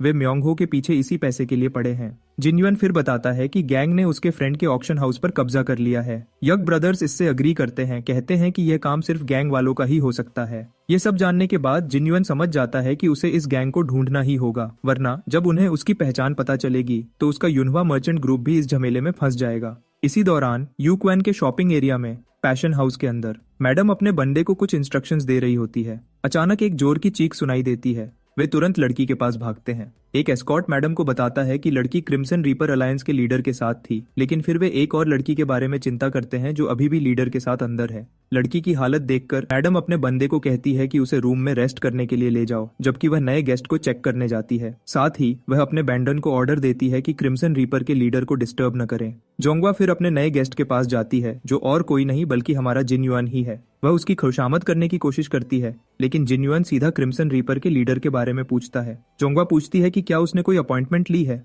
मगर वह सीधा पूछता है कि क्या लीडर ऊपर है। जोंगवा झिझकती है, उसकी पहचान के बारे में सोचती है, लेकिन फिर बता देती है कि लीडर ऊपर ही है। जब वह ऊपर जाता है तो वह जोंगवा को चेतावनी देता है कि बाकी सबको वहां से हटा दे, क्योंकि वह लीडर से मिलने जा रहा है। ये देखकर कि एक और लड़की अभी भी अंदर है, वह उसे लीडर की खतरनाक पावर के बारे में चेतावनी देने की कोशिश करती है, लेकिन जिन युआन पर कोई असर नहीं होता और वह आगे बढ़ता है। लीडर के ग्रुप के सामने गार्ड उसे चेतावनी देते हैं कि यह रिस्ट्रिक्टेड एरिया है, लेकिन वह चलता रहता है। जब एक गार्ड उसे रोकने की कोशिश करता है तो जिन युआन उसे ऐसे पीछे फेंकता है जैसे वो कोई चीज ही ना हो। क्रिम्सन रीपर अलायंस के बाकी गार्ड लड़ने के लिए तैयार हो जाते हैं, पूछते हैं कि क्या यह बंदा जानता भी है कि वे कौन है। वह शांति से एक बार फिर उनके लीडर का पता पूछता है। आसपास के सब लोग क्रिम्सन रीपर अलायंस के ही लग रहे होते हैं, क्योंकि एक बड़ी तादाद में लोग उसकी तरफ तेजी से बढ़ते हैं। साफ दिखाई देता है कि वे उसे मारना चाहते हैं। दूसरी तरफ जिन युआन शांति से कहता है कि उसका भी उन्हें मारने का ही प्लान है। एक बंदा तलवार लेकर उस पर अटैक करता है, लेकिन जिन युआन उसे सिर से पकड़कर दूर फेंक देता है। एक और गुंडा उसकी तरफ दौड़ता है,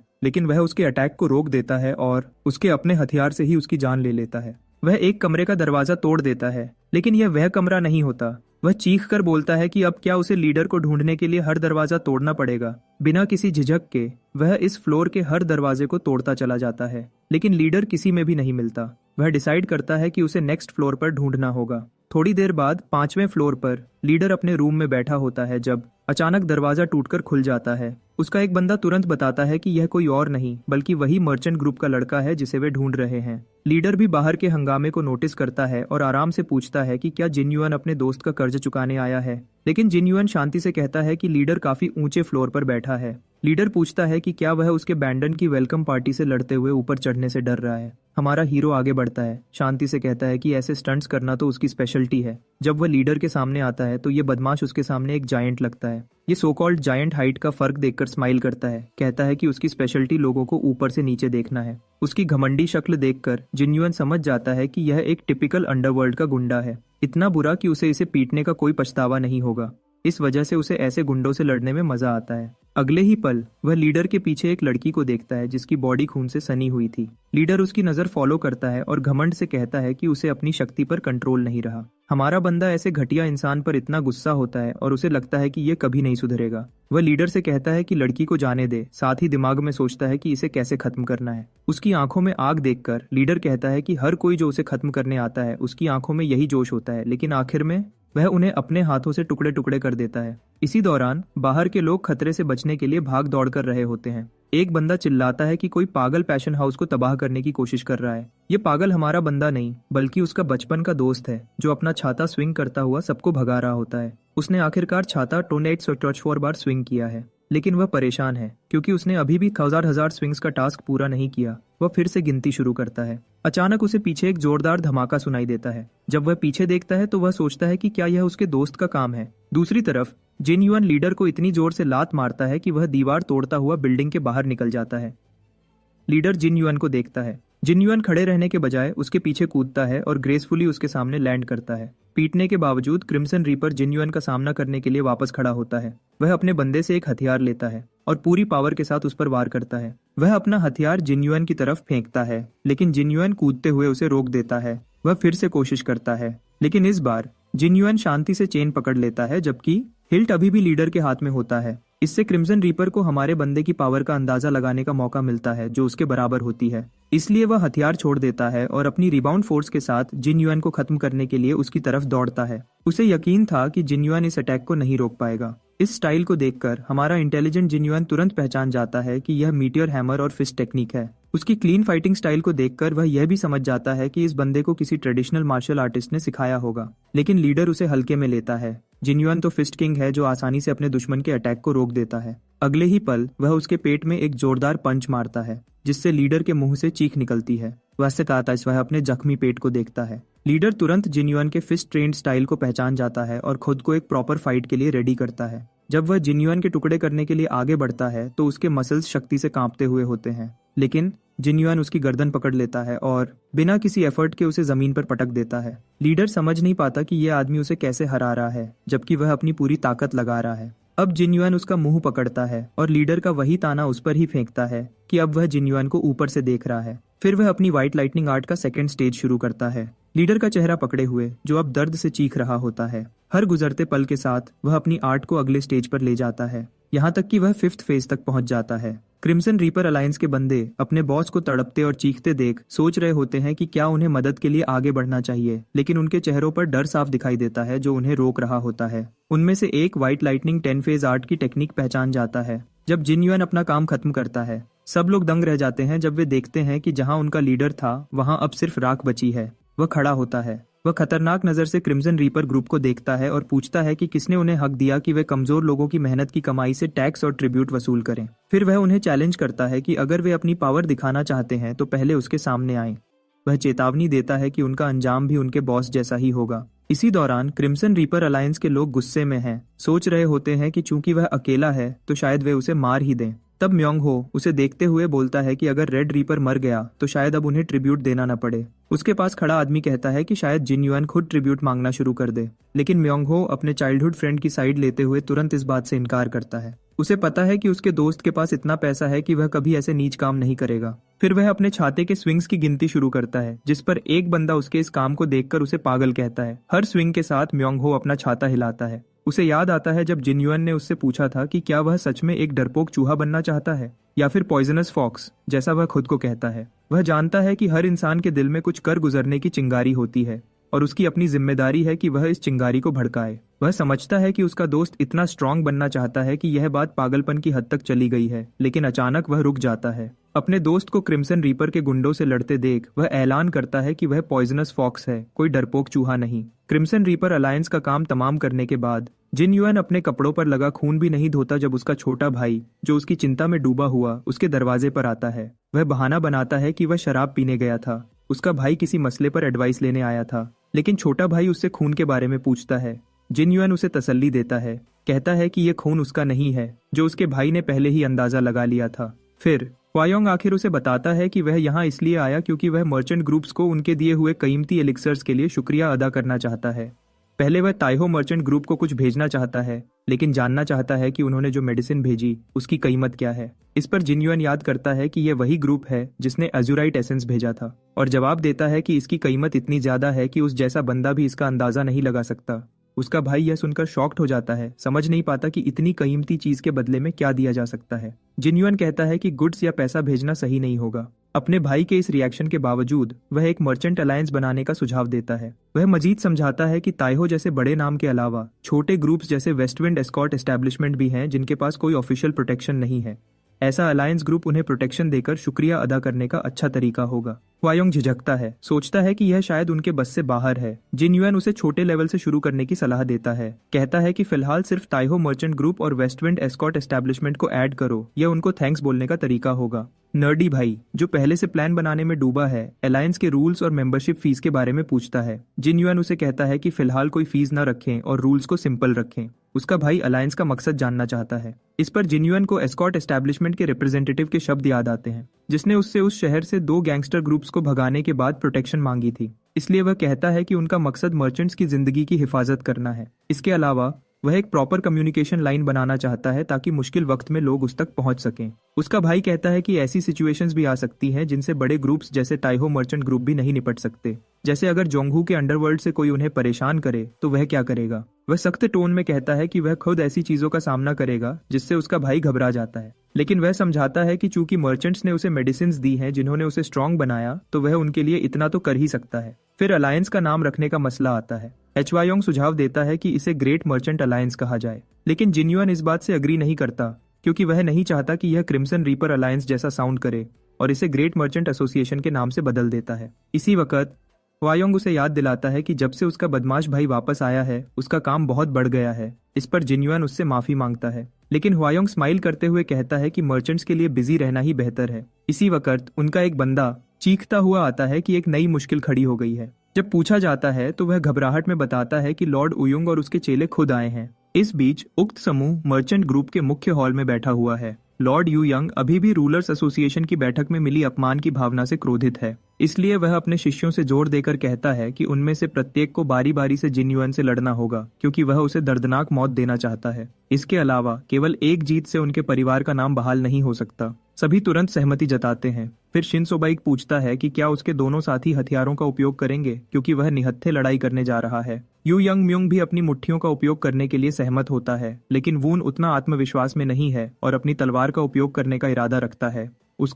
उसका भाई इस बात पर उसका मजाक उड़ाता है, लेकिन वून तर्क देता है कि जिन युआन वह व्यक्ति है जिसने यू यंगहू जैसे अनुभवी जांगहू योद्धा को हराया है। मियोंग हालांकि इस बात पर हंसता है, यह मानते हुए कि यू यंगहू पर्याप्त मजबूत नहीं था। अंत में वह घमंड से नौकरों को आदेश देता है कि जिन युआन को व्यक्तिगत रूप से बुलाएं, लेकिन इसके बजाय युक भाई पहुंचते हैं और कहते हैं कि उन्हें अपने गुरु के निमंत्रण पर एनेक्स में आना है। थोड़ी देर बाद मेहमान हमारे लड़के के सामने खड़े होते हैं, जो पहले से ही उनकी प्रतीक्षा कर रहा होता है। वह उनका स्वागत करता है और तीनों मार्शल आर्टिस्ट्स अपना परिचय देते हैं। हालांकि उसे लॉर्ड यू यंग की उपस्थिति से आश्चर्य होता है, जो बिना सूचना के आने के लिए माफी मांगता है, लेकिन स्वीकार करता है कि वह जिन युआन की ताकत देखने का लालच नहीं रोक सका। जिन युआन समझ जाता है कि वे यहाँ द्वंद्व के लिए आए हैं और विशिष्ट प्रारूप के बारे में पूछता है। लॉर्ड यू यंग सुझाव देता है कि वह उसके सभी शिष्यों से लड़े, क्योंकि वे उससे सीखना चाहते हैं। साथ ही नियम बताता है, जो कोई भी बेहोश हो जाता है वह अचल हो जाएगा, या रिंग से गिर जाता है उसे हारा हुआ घोषित किया जाएगा।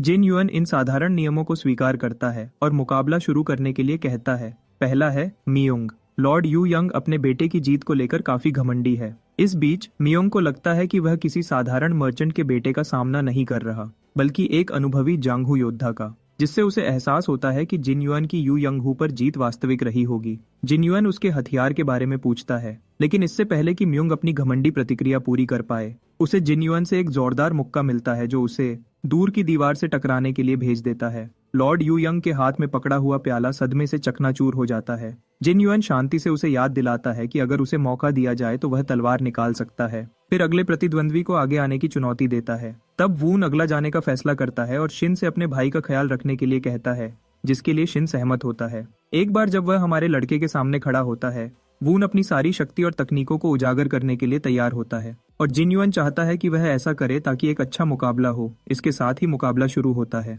बिना कोई वक्त जाया किए वून अपनी तलवार निकालता है। पूरी रफ्तार से वह जिन युआन की तरफ दौड़ता है और उस पर वार करने की कोशिश करता है, लेकिन जिन युआन आसानी से उसे रोक देता है। साथ ही वह नोटिस करता है कि वून सचमुच एक लाजवाब सोर्ड्समैन है, मगर जिन युआन उससे भी तेज है, क्योंकि वह वून के लड़ने के पैटर्न को ध्यान से देखते हुए अपने मूव्स शुरू करता है। इसलिए अब वह हर वार को अपने खाली हाथों से रोक देता है। अब जिन युआन का फुल मोड पर जाने का समय है। वह अपनी लाइटनिंग आर्ट के 5th फेज से शुरुआत करता है और अपनी एनर्जी को 3rd फेज तक ले आता है। वून खुद को तैयार करता है, अपनी तलवार के स्विंग से अटैक को रोकने की कोशिश करता है। अगले ही पल जिन युआन एक लाइटनिंग रोर अटैक सीधा उसकी तरफ भेजता है और एक ही वार से अपने ओपोनेंट को गिरा देता है। वून को यकीन नहीं होता। म्यूंग सुझाव देता है कि उन्हें यह लड़ाई रोक देनी चाहिए, क्योंकि अगर तीनों हार गए तो यह और भी शर्मिंदगी की बात होगी। लेकिन शिन पीछे हटने को तैयार नहीं था। वह किसी ऐसे बंदे से लड़ने का मौका गंवाना नहीं चाहता था जो बिना किसी हथियार के लड़ता है, क्योंकि वह खुद भी पाम स्ट्राइक टेक्निक्स में ट्रेंड है। वह जिन युआन से एक फाइट की रिक्वेस्ट करता है। उसकी मुट्ठी देखकर जिन युआन सचमुच एक स्किल्ड बंदे से लड़ने के लिए एक्साइटेड हो जाता है। इसके साथ ही दोनों वॉरियर्स एक दूसरे से टकराते हैं। ये क्लैश थोड़ी देर तक चलता है। शिन वार करता है और जिन युआन उसे रोकता है। शिन को गुस्सा आता है कि जिन युआन अब तक सिर्फ खुद का बचाव ही कर रहा है। पक्का इरादा करके वह अपना अल्टीमेट अटैक छोड़ने का फैसला करता है और देखना चाहता है कि जिन युआन इसे कैसे रोकेगा। वह अपना व्हर्लविंड व्हील क्रशिंग पाम स्ट्राइक छोड़ता है। एक छोटा सा तूफान जिन युआन की तरफ बढ़ता है। जिन युआन इस इंप्रेसिव मूव पर खुश हो जाता है, लेकिन कहता है कि यह काफी बड़ा है। वह शांति से शिन का पैर जोर से पकड़ लेता है, जिससे शिन दर्द से चीख उठता है और फिर उसे जोरदार तरीके से जमीन पर पटक देता है। कहता है कि उसे एक अच्छी फाइट मिली है। मायोंग उदास है, क्योंकि इस हार से उन्हें कुछ भी अच्छा नहीं मिला। लॉर्ड यू यंग का गुस्से भरा चेहरा देखकर जिन युआन समझ नहीं पाता कि इसकी वजह क्या है। इसी दौरान लॉर्ड यू यंग गुस्से से कांप रहा होता है, क्योंकि उसे रियलाइज होता है कि जिन युआन को सचमुच कोई हरा नहीं सकता और किसी और को लाना बेकार होगा। समस्या यह थी कि रूलर्स एसोसिएशन की इज्जत मिट्टी में मिल जाएगी और सब उसका और उसके क्लैन का मजाक बनाएंगे। एक नया प्लान सोचकर वह जिन युआन से मार्केट में चलकर बात करने को कहता है। वह वहां का शांत माहौल नोटिस करता है और कहता है कि जिन युआन के यहाँ से काफी सप्लायर्स होंगे। और वक्त जाया किए बिना वह जिन युआन को रूलर्स एसोसिएशन की मेंबरशिप ऑफर करता है। वह समझाता है कि जिन युआन को अपना पूरा मर्चेंट ग्रुप शामिल करने की जरूरत नहीं, वह अकेला ही ज्वाइन कर सकता है और उसका मर्चेंट ग्रुप फिर भी सेफ रहेगा। जिन युआन यह ऑफर सुनकर शॉक्ड हो जाता है। उसे पता है कि इस एसोसिएशन में पहले से ही बड़े क्लैंस के नाम शामिल हैं, लेकिन वह सवाल उठाता है कि रूलर्स एसोसिएशन उन क्लैंस से बनी है जो मुरिम अलायंस छोड़कर आए, जो कभी 9 बड़े सेक्ट से मिलकर बनी थी। लॉर्ड यूयंग कंफर्म करता है कि यह सच है, लेकिन यह भी कहता है कि वे बस मुरिम अलायंस के फ्रेंडली ओपोनेंट्स हैं। जिन युआन सोचता है कि उसे जो इन्फॉर्मेशन मिली थी उसके मुताबिक यूयंग क्लैन हाल ही में इस एसोसिएशन में शामिल हुआ है और अब अपनी हार के बाद अपनी इज्जत बचाना चाहता है। लॉर्ड यूयंग उसकी इस बात को भी सच कहता है और मानता है कि उसका बंदा यूयंग हु जिन युआन के बारे में गलत अफवाहें फैला रहा था, जिससे क्लैन की बदनामी हुई। उसे खुद जिन युआन से कोई प्रॉब्लम नहीं है, इसलिए वह चाहता है कि जिन युआन रूलर्स एसोसिएशन में शामिल हो जाए ताकि उनकी इज्जत बची रहे। उसे लगता है कि यह उसका सबसे अच्छा मौका है यह दिखाने का कि जिन युआन जैसा बंदा भी उसके अंडर है। जिन युआन पूछता है कि अगर वह इनकार कर दे तो क्या होगा। लॉर्ड यूयंग कहता है कि इसमें शामिल होने से उसका कोई नुकसान नहीं होगा और एक मर्चेंट के बेटे को यह बात समझनी चाहिए। जिन युआन जवाब देता है कि उसे किसी आम मार्शल आर्ट्स ग्रुप में कोई इंटरेस्ट नहीं जब उसके पास पैसों की कमी नहीं है। फिर वह उसे डिसमिस करता है और बात खत्म कर देता है। इस पर यूयंग सचमुच गुस्से में आ जाता है और धमकी देता है कि क्या जिन युआन चाहता है कि उसका पूरा ग्रुप तबाह कर दिया जाए, जिससे जिन युआन एक पल के लिए रुक जाता है। यूयंग उसे चेतावनी देता है कि उसके पास इतनी शक्ति है कि वह पूरे मर्चेंट ग्रुप को खत्म कर सकता है और जिन युआन की जान बख्श सकता है और उसे खुलेआम एनिमी बना सकता है। वह पूछता है कि क्या जिन युआन सचमुच सोचता है कि वह अकेला एक पूरे क्लैन को, खासकर रूलर्स एसोसिएशन को तबाह कर सकता है। वह अपनी धमकी पूरी भी नहीं कर पाता कि जिन युआन का एक जोरदार पंच उसे लगता है। जिन युआन उसे चेतावनी देता है कि वह पहले उसे मारेगा और फिर उसके पूरे क्लैन को खत्म करेगा। वह यह भी कहता है कि वह सारा इल्जाम यूयंग के बड़े बेटे पर डाल देगा और कहता है कि बेहतर होगा कि यूयंग उसे नहीं आजमाए। लॉर्ड यूयंग में अब भी हिम्मत है कि वह जिन युआन के शब्दों को सबसे गंदा कहता है और उस पर बेशर्म और घटिया होने का इल्जाम लगाता है। इसके साथ ही वह अपना पॉइजन टोड ब्रॉड स्ट्राइक छोड़ता है। यह एक ऐसी टेक्निक है जिसमें यूयंग के स्पेशलिस्ट्स को 4 बड़े क्लैंस के लीडर्स के खिलाफ लड़ने की ट्रेनिंग दी जाती है। उसे यकीन है कि जिन युआन इसकी ताकत के सामने नहीं टिक सकता, लेकिन वह बिल्कुल शॉक्ड हो जाता है जब उसे पता चलता है कि जिन युआन लाइटनिंग स्ट्रोक्स छोड़ रहा है जो उसके जहर को निगल रहे हैं। अगले ही पल जिन युआन उसे इतनी जोर से पंच मारता है कि यूयंग दीवार से टकराता है और खून की उल्टी करते हुए जमीन पर गिर जाता है। जिन युआन कहता है कि यूयंग इतना स्ट्रांग नहीं जितना वह दिखावा करता है। यूयंग उससे कहता है कि अब उसे मार दे, क्योंकि चाहे कुछ भी हो जिन युआन इससे क्लियरली उनका एनिमी बन जाएगा और रूलर्स एसोसिएशन भी उसके पीछे पड़ जाएगी।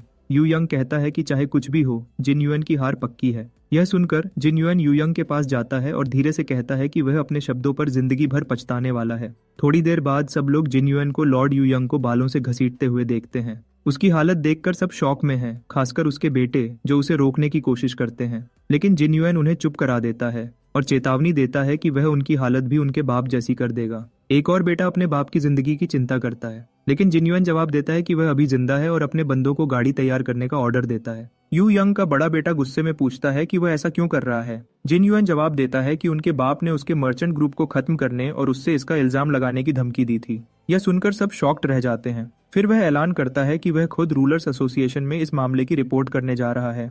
वह यूयंग के गार्ड से कहता है कि वे उसके साथ विटनेसेस के तौर पर चलें। उसके आगे बढ़ने से पहले शिन बताता है कि रूलर्स एसोसिएशन का कोई हेडक्वार्टर्स नहीं है। वह जिन युआन को बताता है कि मीटिंग्स अक्सर क्लैन हेड्स के घर पर होती हैं। इस तरह वह मोयंग क्लैन के एस्टेट जा सकता है जो सबसे पास है। इसके साथ वह अपने गार्ड्स और युग ब्रदर्स को ऑर्डर देता है कि वे लॉर्ड यूयंग के चेलों और बेटों पर नजर रखें। फिर वह अपने भाई की तरफ मुड़ता है और उसे आज के इंसिडेंट के बारे में मुरिम अलायंस को रिपोर्ट करने का ऑर्डर देता है। फिर वे सब मोयंग एस्टेट की तरफ चल पड़ते हैं। इसी दौरान बग्घी में यूयंग को रस्सियों से बांधा होता है और पूछता है कि वे कहाँ जा रहे हैं। जिन युआन उसे जवाब देता है। अगले पल यूयंग अपने गार्ड से पानी मांगता है, कहता है कि उसका गला सूख रहा है। गार्ड झिझकता है, सोचता है कि जिन युआन इसकी इजाजत देगा या नहीं, लेकिन जिन युआन यह देखकर शॉक्ड है कि एक क्लैन का लॉर्ड खुद पानी मांग रहा है। फिर भी वह उसकी बात नहीं मानता। उसे रियलाइज होता है कि यह बंदा जरूर एक असैसिन है। इसके साथ वह उसे अपनी लाइटनिंग से जला देता है। फिर ड्राइवर इस इंसिडेंट के बारे में पूछता है, लेकिन जिन युआन उसे गाड़ी चलाते रहने को कहता है। फिर वह एक दूसरे गार्ड की तरफ मुड़ता है और उसके असैसिन एसोसिएशन के बारे में पूछता है।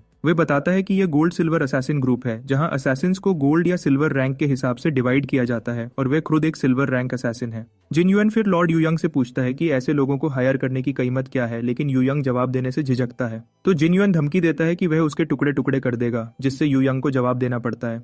वह कहता है कि उसने उनके लिए 800 न्यांग दिए, जो उनके नॉर्मल रेट से काफी ज्यादा है। लेकिन जिन्युअन कहता है कि ये उसकी जिंदगी के लिए काफी नहीं था, क्योंकि असैसिन ग्रुप का लीडर उसे मारने वाला था जब वे पूरे मर्चेंट ग्रुप को खत्म करता। वह समझाता है कि असैसिन्स को मारना क्लैंस के गंदे काम छुपाने का आम तरीका है। वह कहता है कि क्लैंस अपने निशान छुपाने के लिए ऐसा ही करते हैं। इस तरह उसकी जिंदगी की कीमत 800 न्यांग से ज्यादा नहीं है, और वह असैसिन को सलाह देता है कि वह और मेहनत करे ताकि अपनी जिंदगी की कीमत बढ़ा सके। जिन्युअन अपना टोन बदलता है, कहता है कि जो लोग पैसे के लिए जान लेते हैं उन्हें इंसान कहलाने का कोई हक नहीं, और वह असैसिन के जिंदगी के मकसद पर तालियां बजाकर मजाक उड़ाता है। फिर वह आराम से कहता है कि उनके तीनों असैसिन्स के ग्रुप में अब एक जख्मी है और एक मर चुका है। थोड़ी देर बाद वे मोयंग एस्टेट पहुंच जाते हैं। सब लोग लॉर्ड यूयंग को पहचान लेते हैं और जिन्युअन की पहचान और सिचुएशन के बारे में क्यूरियस होते हैं। आखिर में मोयंग क्लैन का लीडर मोयंग बिन आता है और यूयंग की हालत के बारे में पूछता है। फिर वह जिन्युअन की तरफ मुड़ता है और अपना इंट्रोडक्शन देता है। जिन्युअन भी अपना इंट्रोडक्शन देता है, लेकिन उसे समझ नहीं आता, क्योंकि जब उसने लास्ट टाइम देखा था तो मो यंग चू क्लैन का लीडर था। मो यंग बिन पूछता है कि जिन्युअन लॉर्ड यू यंग को एक क्रिमिनल की तरह घसीटकर क्यों लाया है। जिन्युअन जवाब देने को तैयार होता है और पूरी सिचुएशन समझाता है। बिन के एक बंदे का कहना है कि यह एक गंभीर मामला है, खासकर जब मुरिम अलायंस को इसकी खबर लगेगी, लेकिन बिन उसे रोकता है और जिन्युअन से पूछता है कि वह इस मामले को डायरेक्टली उसके पास क्यों लाया। वह कहता है कि उसे शक है कि जिन्युअन रूलर्स एसोसिएशन के खतरे को पूरी तरह समझता है, इसलिए उसे लगता है कि जिन्युअन सच को पहले से दिखाने आया है। फिर जिन्युअन पूछता है कि बिन इस प्रॉब्लम से निपटने का क्या प्लान बनाएगा, क्योंकि यह आखिर में उस पर ही आएगा। बिन सोचता है कि असली जवाब यह है कि खतरे को खत्म कर दिया जाए, लेकिन यू यंग जैसे किसी का कत्ल आसानी से पूरे यू यंग क्लैन को उसका दुश्मन बना सकता है और साथ ही मुरिम अलायंस की नजरों में भी ला सकता है। इसी वक्त यू यंग बिन पर चीखने लगता है, कहता है कि यह सब उसकी वजह से हुआ, उसके मजाक ने उसे यह सब करने पर मजबूर किया। फिर वह उससे अपनी मदद करने के लिए कहता है और प्रॉमिस करता है कि वह बदले में कुछ भी करेगा। बिन उसे एक थप्पड़ मारकर गिरा देता है और कहता है कि यू यंग में अब कोई शर्म नहीं बची। फिर वह अपने बंदों को ऑर्डर देता है कि असैसिन्स को अरेस्ट कर लो, लेकिन उन्हें जिंदा रखो और उन पर नजर रखो। इसके बाद वह यू यंग के सब ड्रामा के लिए माफी मांगता है और भरोसा देता है कि रूलर्स एसोसिएशन अब यू यंग क्लैन को सपोर्ट नहीं करेगी। फिर वह जिन्युअन को साथ खाना खाने का इन्विटेशन देता है और जिन्युअन मान जाता है। थोड़ी देर बाद दोनों के सामने खाना रखा जाता है और जिन्युअन जी भरकर खाता है। इसी दौरान बिन समझ नहीं पाता कि जिन्युअन जैसा बंदा जिसने यू यंग क्लैन के लीडर को हरा दिया कैसे एग्जिस्ट कर सकता है। उसे टेस्ट करने के लिए वह पूछता है कि जिन्युअन इस मामले को सुलझाने के लिए क्या प्लान बनाएगा, क्योंकि चाहे कुछ भी हो वह यू यंग को मार नहीं सकता, बल्कि एक समझदारी वाला तरीका निकालना होगा। जिन्युअन उल्टा उससे उसका प्लान पूछता है, तो बिन अपना प्लान बताना शुरू करता है कि वह यू यंग को मुरिम अलायंस के पास भेजेगा, जिससे वह यू यंग के काम से छुटकारा पा सके और जिम्मेदारी यू यंग क्लैन पर डाल दी जाए। इसके अलावा अपनी इज्जत बचाने के लिए रूलर्स एसोसिएशन कोई भी नुकसान उठाने को तैयार है और उसे यकीन है कि बाकी क्लैन लीडर्स भी इससे अग्री करेंगे। जिन्युअन को यह प्लान पसंद आता है। फिर वह पूछता है कि क्या पुराने क्लैन लीडर मो यंग चू ने golden basin hand washing ceremony की थी, जो एक तरह का रिटायरमेंट रिचुअल है। यह सुनकर बिन कहता है कि जिन्युअन जांगहू की न्यूज में बहुत पीछे है, क्योंकि उसका बाप 1 साल से गायब है। जिन्युअन यह सुनकर शॉक्ड हो जाता है। बिन समझाता है कि उन्होंने मेन ब्रांच के मेंबर्स की एक सर्च पार्टी भेजी थी, लेकिन उन्हें कोई सुराग नहीं मिला। इसी वक्त जिन्युअन सोचता है कि यह वही टाइम था जब उसने जिन्युअन के शरीर में दोबारा जन्म लिया था। इसका मतलब है कि उसके साथ साथ एमओ यंग चू भी मर गया था। तो वह पूछता है कि क्या चू की डिमोनिक फैक्शन के साथ कोई दुश्मनी थी। बिन जवाब देता है कि डिमोनिक फैक्शन पिछले 20 सालों से चुप है और अगर वे दोबारा उभरे होते तो उसे पता होता। इसके अलावा उसे शक है कि डिमोनिक फैक्शन के पास उसके बाप को निशाना बनाने की कोई खास वजह थी। इस पर जिन्युअन अपनी पिछली जिंदगी याद करता है, जहां उसका भी डिमोनिक फैक्शन से कोई लेना देना नहीं था, लेकिन फिर भी उस पर अचानक अटैक किया गया और वह मर गया। सिचुएशन का अंदाजा लगाने के लिए वह पूछता है कि अगर बिन के बाप पर कई सोर्ड्समैन ने मिलकर अटैक किया होता तो वह कहां तक जा पाता। बिन जवाब देता है कि उसका बाप ऐसा नहीं था जिसे सिर्फ सोर्ड्समैन हरा सकें। जिन्युअन फिर कहता है अगर वे सोर्ड्समैन ब्लेड प्रूफ बॉडीज के साथ होते तो भी उसके फादर को न हरा पाते।